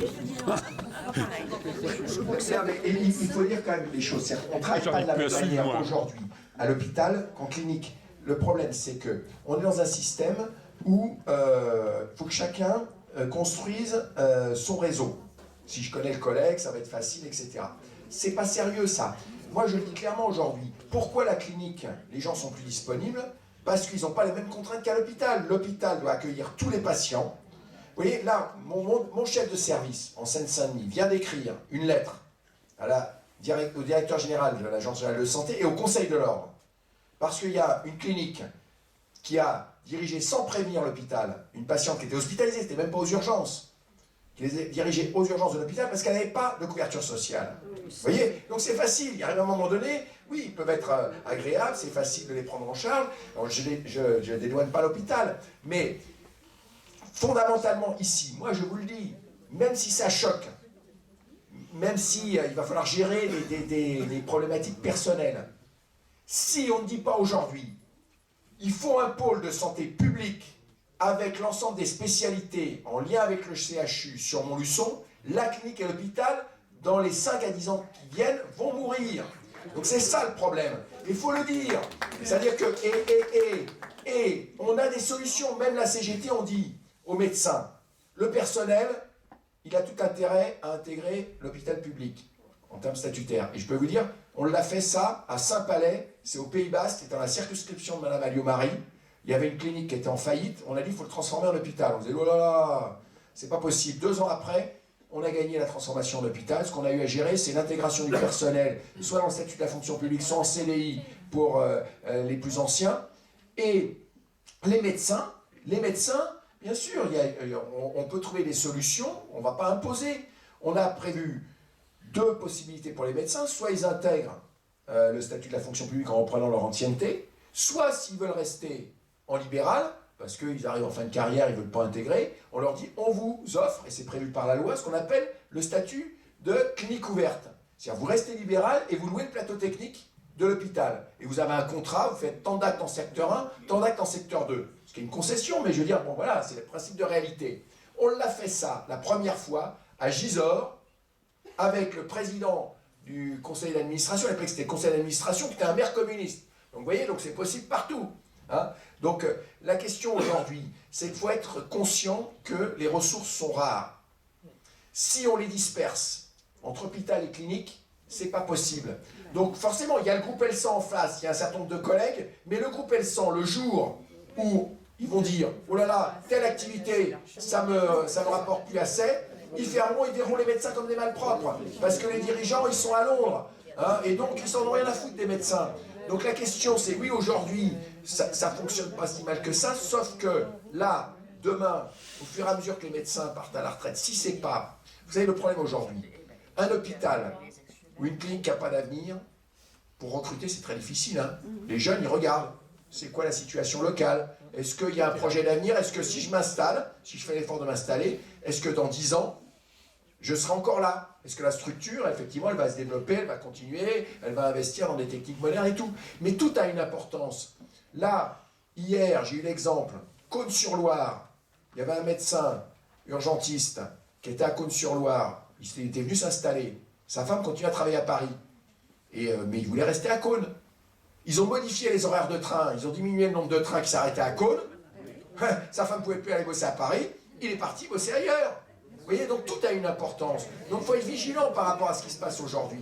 C'est-à-dire que là, aujourd'hui, on est pour l'aménagement.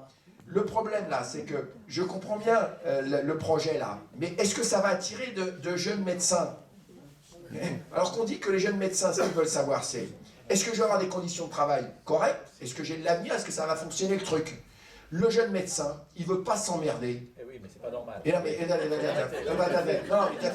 il ne veut pas s'emmerder, c'est pas faire de la médecine. Il ne veut pas s'emmerder à faire de la gestion. Il veut faire de la médecine. Et c'est ça le problème. C'est qu'aujourd'hui... Ah si. Le problème qui est, c'est que si on libère... On parlait tout à l'heure de force de travail. Le problème aujourd'hui, c'est qu'on nous dit, s'ils sont salariés, la force de travail sera moindre. C'est pas vrai ça. Si les médecins font que de la médecine, s'ils font 40 heures de consultation par semaine, et qu'ils sont aidés par du personnel pour faire que de la médecine, je vais donner l'exemple de la PMI.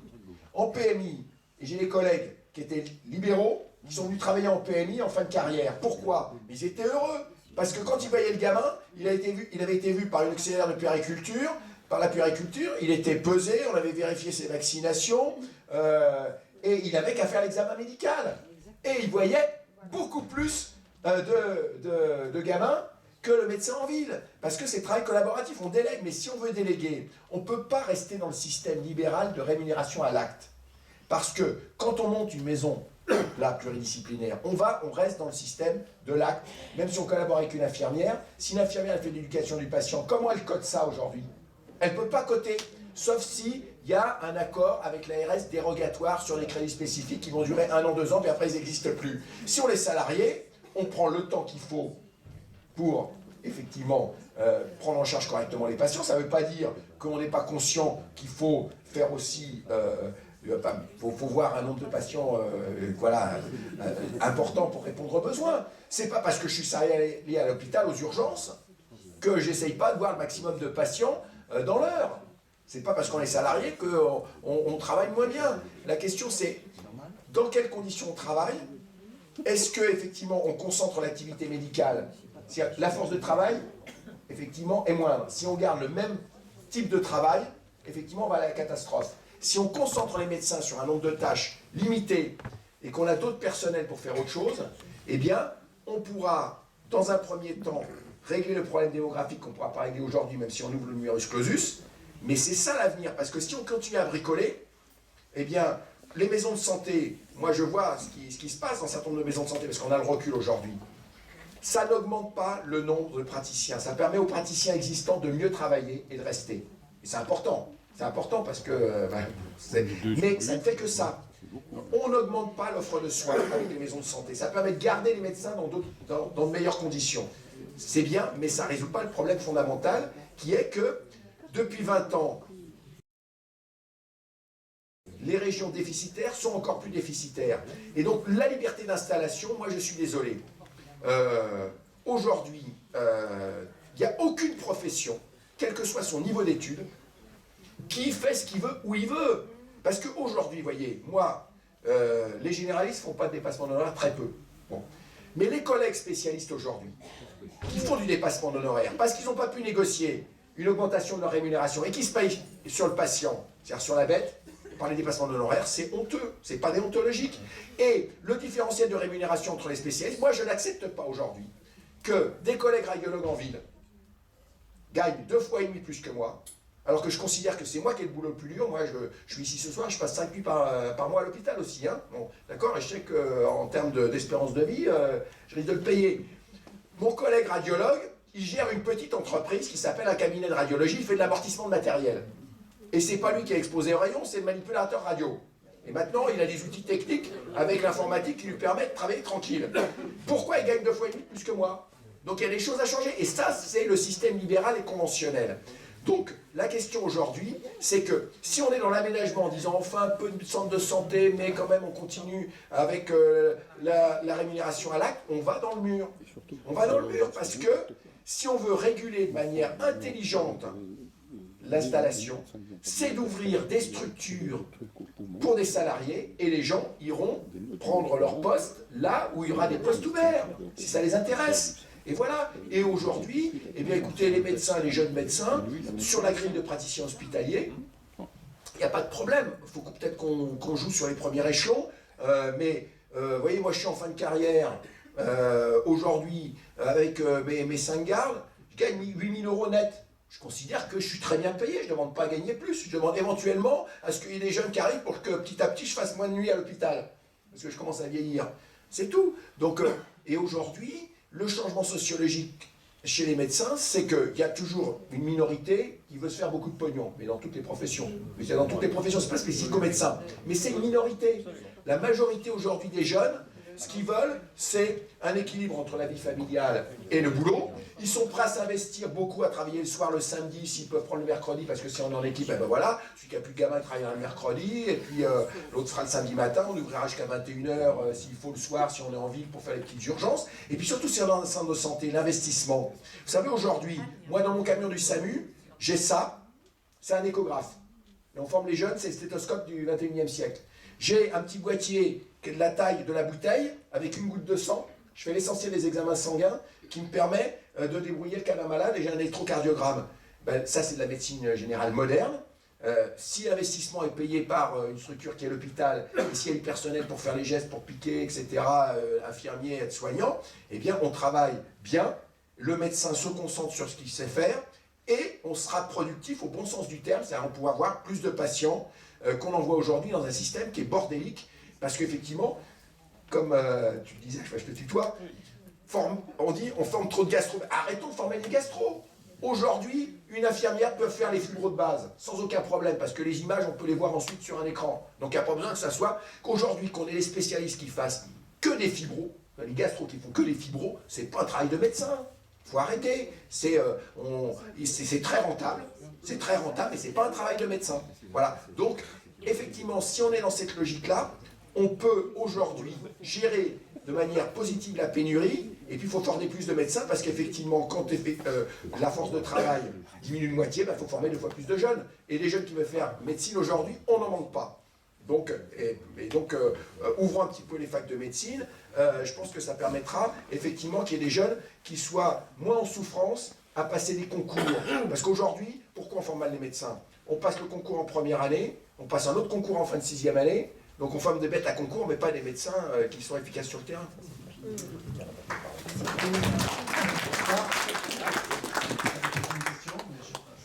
Oui, peut-être la dernière. Je regarde les... Non, on a encore avant-dernière, avant-avant-dernière. Oui, encore. Oui, c'est bon. Merci Hélène. Oui, quelques remarques diverses par rapport à vos différentes interventions qui sont toutes très intéressantes et je vous en remercie. Tout d'abord sur la pénurie de médecins, moi je ne suis pas tout à fait d'accord avec M. Gobin. Je pense que les statisticiens, ils savent depuis très longtemps qu'on descend dans le noir. Et en fin de compte, les gouvernements successifs, qu'ils étaient socialistes ou de droite, savaient pertinemment où on allait. Et ce qui sous-tend tout ça, c'est l'idée que s'il y a moins de professionnels de santé, on va réduire les dépenses de santé. C'est ça qu'ils avaient dans la tête, et c'est ça qu'ils ont mis en œuvre. Ça, c'est le premier point. Après, par rapport aux mutuelles, et ce que tu disais tout à l'heure, ben oui, moi je suis administrateur d'une mutuelle, et je n'ai pas peur de dire que nous ne devrions pas exister en tant que complémentaire santé. Si on est là, ce n'est que le fruit des désengagements successifs de la sécurité sociale. On a la prévention, on a l'éducation pour la santé, on a l'éducation populaire, on a plein de choses à faire. Nos personnels pourraient aider à gérer la sécu, être transférés progressivement, mais en matière de complémentaire santé, on n'a pas notre place, on est tout à fait d'accord. Mais je voudrais attirer effectivement votre attention sur le grand danger que représente le reste à charge zéro. Parce qu'effectivement, c'est alléchant. Et on présente ça comme une grande avancée sociale. Mais c'est la mort, tu as raison, de la sécurité sociale. Parce que si on légifère et qu'on rend effectivement obligatoire pour les organismes complémentaires le reste à charge zéro, tout est permis pour les transferts futurs du régime obligatoire vers les mutuelles. Ils vont se désengager de plus en plus, la loi va être là pour dire reste à charge zéro, et bien c'est les mutuelles qui vont prendre effectivement ça à leur charge et qui vont remplacer petit à petit la sécurité sociale, alors que c'est pas notre rôle. Et ce qui va se passer, c'est que effectivement, ça sera la carte bleue qui va remplacer une carte vitale. Et dernière chose par rapport aux 100% dont parlait Christophe Prudhomme, oui, bien sûr, le 100% de la Sécu, c'est vrai, mais 100% comme ça ne veut pas dire grand-chose, c'est 100% de l'acte. 100% d'une paire de lunettes, c'est 3 €, c'est que dalle. Parce qu'effectivement, ça demande à ce que les pouvoirs publics aient le courage de remettre les choses à plat. Tu parlais des dépassements d'honoraires, c'est vrai qu'aujourd'hui, un dentiste honnête qui va faire que des soins, eh bien, il ne gagne pas sa vie. Parce que ça fait plus de 25 ans que l'acte n'a pas été revalorisé. Et il va nous bousiller les dents pour mettre une prothèse pour faire le chiffre d'affaires. Donc il faut remettre effectivement tout le système à plat. Et quand on dit rembourser à 100%, c'est rembourser à 100% de tout de l'acte. Merci, plutôt d'accord, bien sûr. Je pense que tu parles du dentiste ou des lunettes. Je pense qu'il y a aussi le problème des médicaments. Hein. Là aussi, la remise à plat, elle est plus que nécessaire. Et là aussi, le contrôle public serait plus qu'important. Alors non, moi je ne viendrai pas parler de choses que je ne comprends pas suffisamment. Simplement, je suis une patiente lambda. Et ce que je regrette, et certainement dans cette assemblée il y en a et il y en a chaque jour, c'est que des citoyens lambda acceptent de payer des dépassements d'honoraires quelquefois énormes. Hein? Alors moi je veux bien que le gars de Lyon il opère mieux le petit doigt ou le je ne sais quoi, mais quand vous parlez de dépassement d'honoraires de 1 000 €, ça veut dire qu'on est en train de classer les gens par l'argent. Hein? Et donc, dans quelques années, nous serons comme dans certains pays d'Afrique ou ailleurs, il y aura que les riches qui vont se soigner. Donc ça, c'est peut-être à nous, citoyens lambda, de le prendre en compte. Ça, c'est pas de la faute du médecin urgentiste ou du médecin généraliste. Moi, j'ai un médecin généraliste extraordinaire. Je ne vais pas le citer, il est là ce soir. Mais je vais dire que, quand même, je trouve, Il y en a que deux. je trouve que là, il faudrait que le citoyen lambda se pose des questions. Moi, j'ai des amis qui me disent on va dans telle clinique parce qu'on est mieux soigné. Moi, je ne suis pas d'accord, j'y vais jamais. Ou alors une fois par obligation. Voilà. Et je trouve que c'est une question de citoyenneté. Tout à fait. Mais je pense que c'est là, tout à l'heure, quand je disais qu'il faut avoir des exigences en matière de santé, c'est aussi ça. Hein, c'est aussi ça. Quand le comité de défense s'est battu pour je ne sais plus combien, les 9 € de dossier administratif à la clinique, bon ben voilà, ils ont pris les choses en main et du coup il s'est avéré que non seulement c'était pas légal, qu'il fallait que les gens étaient en droit de refuser de payer ces 9 €. Mais je pense que c'est sur tout un tas de petites choses comme ça qu'il faut aussi intervenir, effectivement, bien sûr, bien sûr. Le problème juste 20 secondes sur le problème de la citoyenneté en matière de santé, c'est qu'on a très peu d'espace aujourd'hui pour pouvoir s'exprimer. C'est-à-dire qu'effectivement, il existe des endroits, normalement, dans les hôpitaux, avec les conseils de surveillance, au niveau de l'ARS, pareil, etc. Sauf que le système est complètement, je vais même pas dire verrouillé, je vais dire vérolé, et que par exemple, une association comme la Coordination Nationale aujourd'hui, même quand elle présente des candidats, ils sont pas retenus, parce que ça ne les intéresse pas d'avoir dans les instances des gens qui vont se mettre à poser des questions, à être justement dans l'exigence. Donc là aussi, on a des choses à exiger, c'est-à-dire d'avoir vraiment une démocratie qui s'installe dans le domaine de la santé. Hein, parce que, je suis désolée, on a notre mot à dire. Enfin, aujourd'hui, que ce soit les patients, les toubibs, si l'usager n'était pas là, c'est ridicule à dire, mais bon, voilà. Donc on n'est plus dans cette logique de se dire, avant, c'était, voilà, on faisait la confiance aveugle dans son praticien. Bon, oui, c'est bien. Aujourd'hui, on a quand même le droit de dire quelque chose. Pas sur le soin, on n'est pas compétent pour ça. Les médecins, ils ont été formés pour ça. Mais au moins sur la façon dont la politique de santé est organisée en France, oui. Non seulement on a notre mot à dire, mais il faut qu'on l'exige de pouvoir le dire. Hein. Et quand on parlait tout à l'heure des besoins, y compris en termes de médecins, eh bien là aussi les citoyens, ils ont leur mot à dire, parce qu'à un moment donné, c'est eux aussi qui savent qu'on aura peut-être besoin plus de généralistes que, comme il le disait, du chirurgien qui va s'occuper du petit doigt. Voilà. Il y avait une autre question. Oui, merci à Hélène Derrien de me donner la parole. Nous nous connaissons depuis quelques temps. Un certain temps. Oui. Alors moi je vais vous parler des EHPAD quelques instants. J'ai de la famille en EHPAD depuis 2004. Ça m'a permis de voir pas mal de choses, et avec Hélène Derrien d'ailleurs, à Courtet. Voilà. Depuis, je suis passé par Courtet, etc. À Désertine également. Ça m'a causé beaucoup de soucis et j'ai été amené à créer une association. Alors, je vous en dis deux mots. Cette association, c'est l'Union des familles et amis des personnes âgées. Nous sommes rattachés à la FNAPAF, qui est une fédération nationale, et nous sommes la 34e association rattachée à cette fédération. Et disons que la société française, il n'y en a pas pour longtemps, hein, la société française s'adapte-t-elle au vieillissement de la population? On répond non. C'est pour cela que FAPA, notre association, a décidé de s'engager dans une démarche de rassemblement et de dialogue. Donc affiliée à la FNAPAF, Fédération nationale des associations et des amis des personnes âgées et de leurs familles, dont nous sommes la 34e et plus récente association. Nous allons faire en sorte que toutes les parties concernées par cette situation se rencontrent, parce qu'il y en a vraiment besoin. Nous voulons soutenir les aidants, les conseils de vie sociale dans leurs actions, dialoguer avec les professionnels, les directions, rencontrer les tutelles.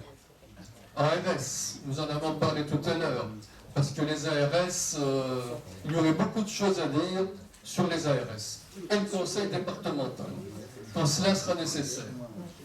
Il nous faut trouver des solutions pour améliorer les aides aux personnes restant à domicile, améliorer les conditions de vie en EHPAD. C'est possible. Faisons-le. Nous n'avons pas le choix. Chacun de nous doit en prendre conscience. C'est un soutien que nous devons à nos aînés fragilisés par l'âge ou la maladie. Nous faisons pas d'une association ouverte à tous, laïque et apolitique. Venez nous rejoindre en retournant bon, le bulletin. Bon, d'accord. Alors voilà. Et je voudrais dire deux mots. Nous allons avoir notre assemblée générale le 17 mars à Désertine, Maison de la Culture, à partir de 9h30. Vous êtes conviés. Il y aura certainement des informations dans la montagne ou dans une autre revue. Nos objectifs 2018, c'est de récupérer, pour certains le connaissent, c'est de récupérer le dernier compte-rendu des conseils de vie sociale qui auraient besoin d'être améliorés de chaque EHPAD dans lequel nous avons des adhérents, de réunir les adhérents dans le même EHPAD, de contacter les CVS de chaque EHPAD et établir un dialogue régulier, contact avec les directions, entretien avec les représentants des CVS, contact avec les élus, contact avec les tutelles, et continuer les contacts avec d'autres associations. Nous sommes en relation avec AFDB Alliés, les diabétiques, Alzheimer France. Je suis en contact dernièrement avec également, c'est les Parkinsoniens, Madame Huet. Voilà. Nous allons essayer de nous unir et il faut absolument que cela change, que l'on dialogue. On ne peut pas continuer comme ça actuellement. C'est pas possible. Et merci d'avance. J'ai de la documentation, si vous voulez, je peux vous en passer. Merci beaucoup. Merci pour cette initiative. Ça rentre dans ce qu'on disait tout à l'heure, hein, de se prendre en charge, de se bouger. Par rapport aux EHPAD, vous avez pu voir hein, dans l'actualité la réalité hein, très dure, très difficile des conditions de vie des personnes âgées en EHPAD et des conditions de travail des personnels qui se dégradent. Voilà, et donc c'est une véritable catastrophe. Et donc on peut rappeler hein, que le 15 mars, il y a une journée d'action donc par rapport aux EHPAD, comme il y a eu le 30 janvier, et que ça serait vraiment important qu'il y ait un maximum de monde dans la rue par rapport à cette action. Sur le problème des personnes âgées, de la dépendance et du maintien à domicile, je pense que ça rejoint ce que disait Christophe tout à l'heure, c'est-à-dire que là encore, il faut un service public. Aujourd'hui, vous avez par rapport au maintien à domicile des centaines d'associations financées de droite et de gauche et plutôt de droite souvent, voilà, qui embauchent des gens qui les 3/4 du temps ne sont pas formés hein, et qui vont intervenir au domicile des personnes âgées. Donc tout ça c'est absolument aberrant. Quant aux structures, quand les personnes ne sont plus en possibilité de rester chez elles, eh bien, je crois qu'il faut des structures qui permettent une fin de vie digne, correcte, hein, et qu'on y mette les moyens.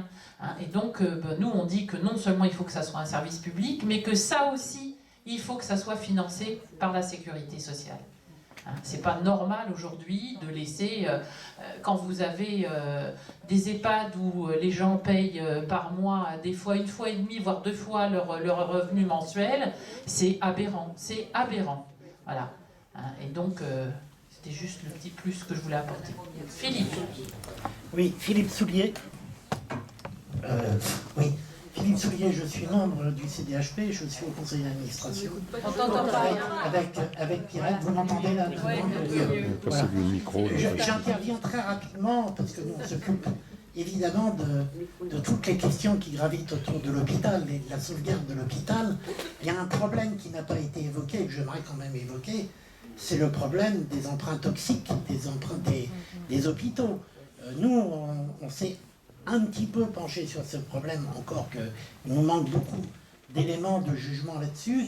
Mais par exemple, j'ai en souvenir, le jour où on est venu soutenir le personnel de l'hôpital qui rentrait en réunion avec le directeur expliquant au personnel de l'hôpital, et j'étais présent derrière, et nous étions plusieurs à l'avoir entendu, expliquant le personnel avait fait énormément d'efforts et que ça avait permis, alors les efforts entendaient évidemment les nombreuses suppressions d'emplois qu'ont dû subir le personnel, ce qui est déjà inacceptable, et il nous expliquant au personnel qu'il avait fait suffisamment d'efforts pour rétablir en gros la situation financière, mais que malgré tout, il fallait continuer à en faire d'autres, puisqu'il y avait des emprunts toxiques et que l'ARS avait simplement dit, si vous voulez qu'on paye à votre place ces emprunts, il faudra faire des efforts supplémentaires en termes de personnel. Et ça, c'est scandaleux, parce qu'on sait très bien que beaucoup d'hôpitaux sont dans cette situation, avec des emprunts, quand je parle d'emprunts toxiques, c'est souvent des prêts bancaires avec des banques étrangères, avec des taux variables scandaleux, et c'est un problème qu'on doit évidemment prendre à bras le corps, parce que pour moi, c'est du pillage, le pillage de la santé, et le fait que l'on fait payer au personnel et aux patients des emprunts qui sont absolument infondés, puisque c'est normalement l'État qui aurait dû, avant c'est comme ça que ça se passait, fournir les crédits nécessaires pour le développement et le maintien de l'hôpital. Peut-être... Une petite précision quand même. Actuellement, l'hôpital de Montluçon n'a pas d'emprunt toxique. C'est faux. C'est pas des emprunts toxiques comme on définit un emprunt toxique. Actuellement, les emprunts qu'il y a à l'hôpital de Montluçon, ce sont des emprunts à taux variables qui ne sont pas. Non. C'est une différence. Ce n'est pas classé comme un emprunt toxique. C'est pas dans les banques. Ça a vraiment une signification, les emprunts toxiques. Ça n'a rien à voir. C'est des emprunts à taux variable. Faut pas vous battre, parce que les emprunts toxiques, c'est des emprunts très particuliers. Ce qui est scandaleux, c'est que Madame Touraine a interdit aux hôpitaux de porter les affaires en justice parce que les collectivités locales commençaient à gagner et que ça posait un problème pour les banques, en particulier l'ancien Crédit Local de France, dit Dexia, donc pour lequel nous tous avons, avec nos impôts, combler le trou à hauteur de 8 milliards d'euros. Et pourquoi Dexia ne pouvait pas faire faillite? Parce que donc l'État français est caution pour Dexia à hauteur de 80 milliards d'euros si Dexia fait faillite. Le problème aujourd'hui, il est sur les emprunts en général. C'est-à-dire qu'aujourd'hui, les hôpitaux ont des charges financières qui les plombent. Quand on regarde le déficit annoncé d'un hôpital et qu'on regarde en face les charges financières, en fait, souvent c'est la même chose. Pourquoi? Parce que les hôpitaux, avant, bénéficiaient d'emprunts dits bonifiés auprès de la Caisse des dépôts sur 40 à 50 ans à 1%. C'était juste le coût de gestion de l'emprunt. Bon, c'était l'État, c'est normal que l'État investisse dans les services publics. Et c'est exactement la même chose que la SNCF, c'est-à-dire qu'on crée de la dette pour mettre en difficulté les hôpitaux. Aujourd'hui, la dette globale des hôpitaux, c'est 30 milliards d'euros. Et les frais financiers dans les hôpitaux sont énormes.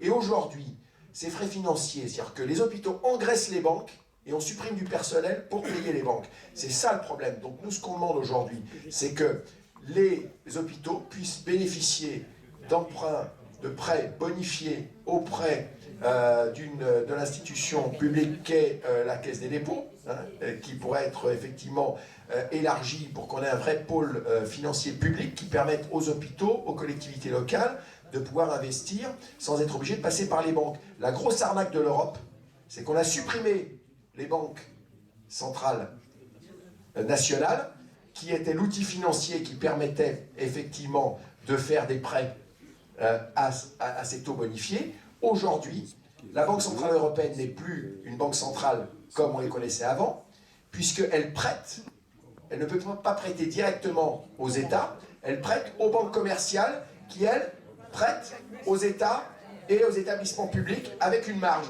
Et c'est pour ça qu'aujourd'hui, la BNP et toutes les banques ont effectivement des bénéfices et versent des dividendes très importants aux actionnaires. Donc c'est un problème qui n'est pas spécifique aux hôpitaux, mais c'est bien de le souligner. Les vrais emprunts toxiques, c'était les emprunts qui étaient indexés sur le franc suisse qui avaient été vendus, etc. Et le scandale, effectivement, aujourd'hui, il y en a quasiment... Les emprunts toxiques ont tous été renégociés, mais d'une manière scandaleuse, puisqu'ils ont été renégociés avec la création d'une caisse de compensation qui a été financée initialement uniquement par la sécurité sociale. Et comme c'était scandaleux, ils ont demandé quand même aux banques d'abonder cette caisse, mais les renégociations des emprunts toxiques se sont faites à des taux qui aujourd'hui font qu'on continue à payer des taux qui sont très supérieurs, alors qu'il n'y a pas d'inflation, à ce qu'on pourrait avoir, puisque la renégociation de ces emprunts toxiques sont faits aux environs de 3-4%. Or aujourd'hui, un emprunt à 3-4%, c'est quasiment le taux usuraire. Voilà, et ça c'est un vrai problème, c'est-à-dire qu'aujourd'hui, quand on additionne la taxe sur les salaires, les frais financiers des hôpitaux, et alors la TVA sur les travaux, ça fait beaucoup d'argent quand même qu'on pourrait libérer pour les hôpitaux.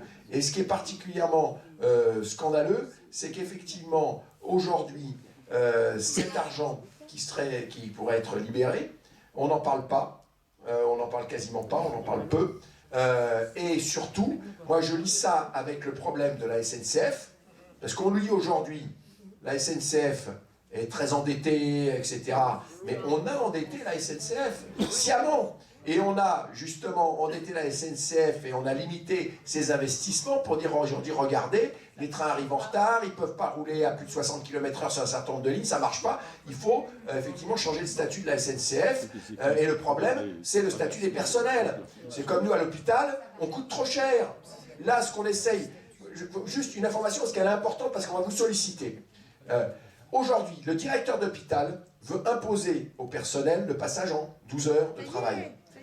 Oui, non, mais il veut l'étendre, parce qu'il y a eu un CHSCT ce matin, on en a discuté tout à l'heure. Il veut l'étendre, pourquoi? Alors, il s'appuie sur le fait que le personnel est tellement à la ramasse qu'il préfère travailler en 12 heures pour venir le moins de jours possible à l'hôpital, avoir plus de jours de repos. Sauf que c'est mauvais pour la santé, c'est ce qu'a dit aujourd'hui le médecin du travail, et l'inspectrice du travail dit aussi que ce n'était pas autorisé par le code du travail, ce que veut faire le directeur, puisqu'il veut faire travailler les gens en 12 heures jusqu'à un maximum de 48 heures par semaine. Donc, la CGT aussi. oui, non, bien sûr. Voilà. Mais oui, mais je suis aussi à la CGT. Donc, le problème, c'est qu'on va vous solliciter, parce que jusqu'à présent, on a été trop gentils, la CGT et les syndicats en général, mais pas que les syndicats, parce qu'on n'ose pas dire que l'hôpital, effectivement, aujourd'hui, n'a plus les moyens de soigner les gens en toute sécurité. Or là, il va falloir qu'on le dise. Parce que si le directeur de l'hôpital fait ça, effectivement, là, il y a des risques pour la sécurité. Parce que quand on travaille en 12 heures, sans temps de chevauchement, il veut imposer la transmission uniquement informatique. Vous imaginez, ça c'est une mise en danger des patients, donc on va l'interpeller, le directeur, on va mettre ça sur la place publique, parce que c'est lui, on ne lui impose pas, hein, c'est lui qui l'impose pour être le premier de la classe, donc c'est sa responsabilité pénale qui est engagée s'il y a un incident, c'est ce qu'on va lui dire. Et on va... Voilà. Et sans le matériel adéquat quand même pour faire les transmissions informatisées. Et donc l'objectif, et en plus il n'est pas très intelligent ce directeur, puisque la plupart disent mais c'est le personnel qui le demande, et puis c'est pour travailler mieux, patin coup fin. Lui il dit non, c'est pour supprimer des postes. Il a déjà annoncé le nombre de postes, ça lui permettra d'économiser. Alors là on a tout bon pour l'attaquer en justice, puisque il dégrade la qualité de travail, il dégrade la sécurité des patients, et donc on va lui dire clairement que d'abord on va attaquer en justice la procédure, mais surtout on a la possibilité, y compris, de faire un signalement au procureur pour mise en danger des patients. Voilà, donc pour qu'il paye à un moment donné les conséquences de ces actes. Parce qu'il y a un moment donné, vous savez, les directeurs, il y a deux moyens de diriger un hôpital. D'accord, ils ont des contraintes. Mais vous avez, il y a des directeurs aujourd'hui, parfois ils nous font passer des dossiers en sous-main pour qu'on monte au créneau parce qu'ils disent ça je ne peux pas accepter. Puis il y en a d'autres, ils veulent être les premiers de la classe et puis ils prennent ce type de mesures-là. Ben, ceux-là, ce sont des adversaires politiques, ce sont des adversaires de classe et il faut les combattre.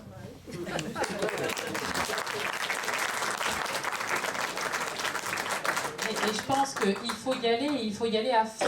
Aujourd'hui, dans les hôpitaux, beaucoup, je pense que le personnel pourra le confirmer, il y a une pression phénoménale, vraiment phénoménale, avec de la répression, avec voilà, un peu partout. Et puis, un nouveau critère qui rentre maintenant en ligne de compte, c'est l'obligation de réserve ou obligation de discrétion. C'est-à-dire qu'y compris les usagers ou les élus, maintenant, qui siègent dans les instances, on leur demande de ne rien divulguer à l'extérieur. Mais je vous jure, enfin, on a vu passer des textes de plus en plus fréquemment, c'est dingue. Donc je crois que le rôle justement, et le rôle aussi des comités d'usagers, c'est pour ça que je pense qu'il faut vraiment travailler ensemble, c'est qu'à un moment aussi, ça permet de faire sortir la parole de l'hôpital, et donc de permettre aussi au personnel de pouvoir faire passer un certain nombre de choses à l'extérieur. Chacun a son rôle, hein, on est bien d'accord. Le syndicat, il œuvre avec les collègues à l'intérieur de l'entreprise, mais des fois, le comité d'usagers, il permet aussi d'être un appui à l'extérieur. Et c'est pas négligeable. Je pense que c'est vraiment important d'arriver à travailler ensemble. Voilà, et je pense qu'il faut vraiment maintenant qu'on aille... Il y a une grosse mobilisation qui est en train de naître autour de la santé. Je pense que l'année 2018 va être une étape importante. Il y a plein d'actions qui se font un peu partout. Hein. Il y a les députés communistes qui ont commencé leur tour de France. Ils ont reçu le personnel et plein d'associations à l'Assemblée nationale. Il y a, même si on peut le critiquer, hein, le professeur Grimaldi, nous non plus on n'est pas vraiment d'accord avec tout ce qu'il dit, n'empêche que ça aide. voilà, c'est quelque chose qui sensibilise la population quand on sait que c'est un grand professeur qui lance quelque chose pour défendre l'hôpital public. Il y a le mouvement des urgentistes aussi qui a lancé la pétition de soutien au mouvement par rapport aux EHPAD. Nous, la coordination nationale, avec notre pétition, donc elle est au fond de la salle, n'hésitez pas à la signer massivement, et elle est aussi sur informatique, donc sur internet, donc n'hésitez pas, c'est important. Je crois qu'il y a vraiment oui, je pense qu'il y a quelque chose qui est en train de monter quand même, la mayonnaise est en train de monter, et pour que la mayonnaise prenne, eh bien on a besoin de tous les ingrédients, c'est-à-dire à la fois du personnel, à la fois des usagers, des élus, des professionnels de santé. Voilà, tout le monde doit s'y mettre, et je pense que c'est vraiment fondamental, parce que c'est une autre France qu'on est en train de mettre en place. Hein, voilà, avec à la fois la réforme au niveau de la santé, ce qui va se passer au niveau des services publics, parce que tout à l'heure, quand on disait, quand Christophe parlait du statut, le statut, il est important pour les personnels, mais il protège les citoyens, le statut. C'est-à-dire qu'il engage aussi les personnels à être neutres, hein, dans la façon dont ils reçoivent le public. Et c'est une protection aussi pour les citoyens. Donc quand le personnel se bat pour défendre son statut, c'est pas pour défendre ses prérequis, c'est aussi pour protéger tout le monde, c'est pour protéger les citoyens.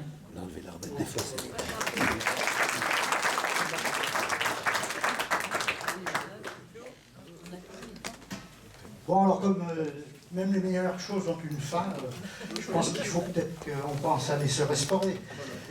Bien, simplement, très rapidement, alors on remercie les intervenants, c'était très intéressant. Je rappelle qu'il y aura une rencontre, je pense, le 29 mars sur la question du transport ferroviaire. Et donc, il va y avoir des actions de grève chez les cheminots. Ça nous concerne tous.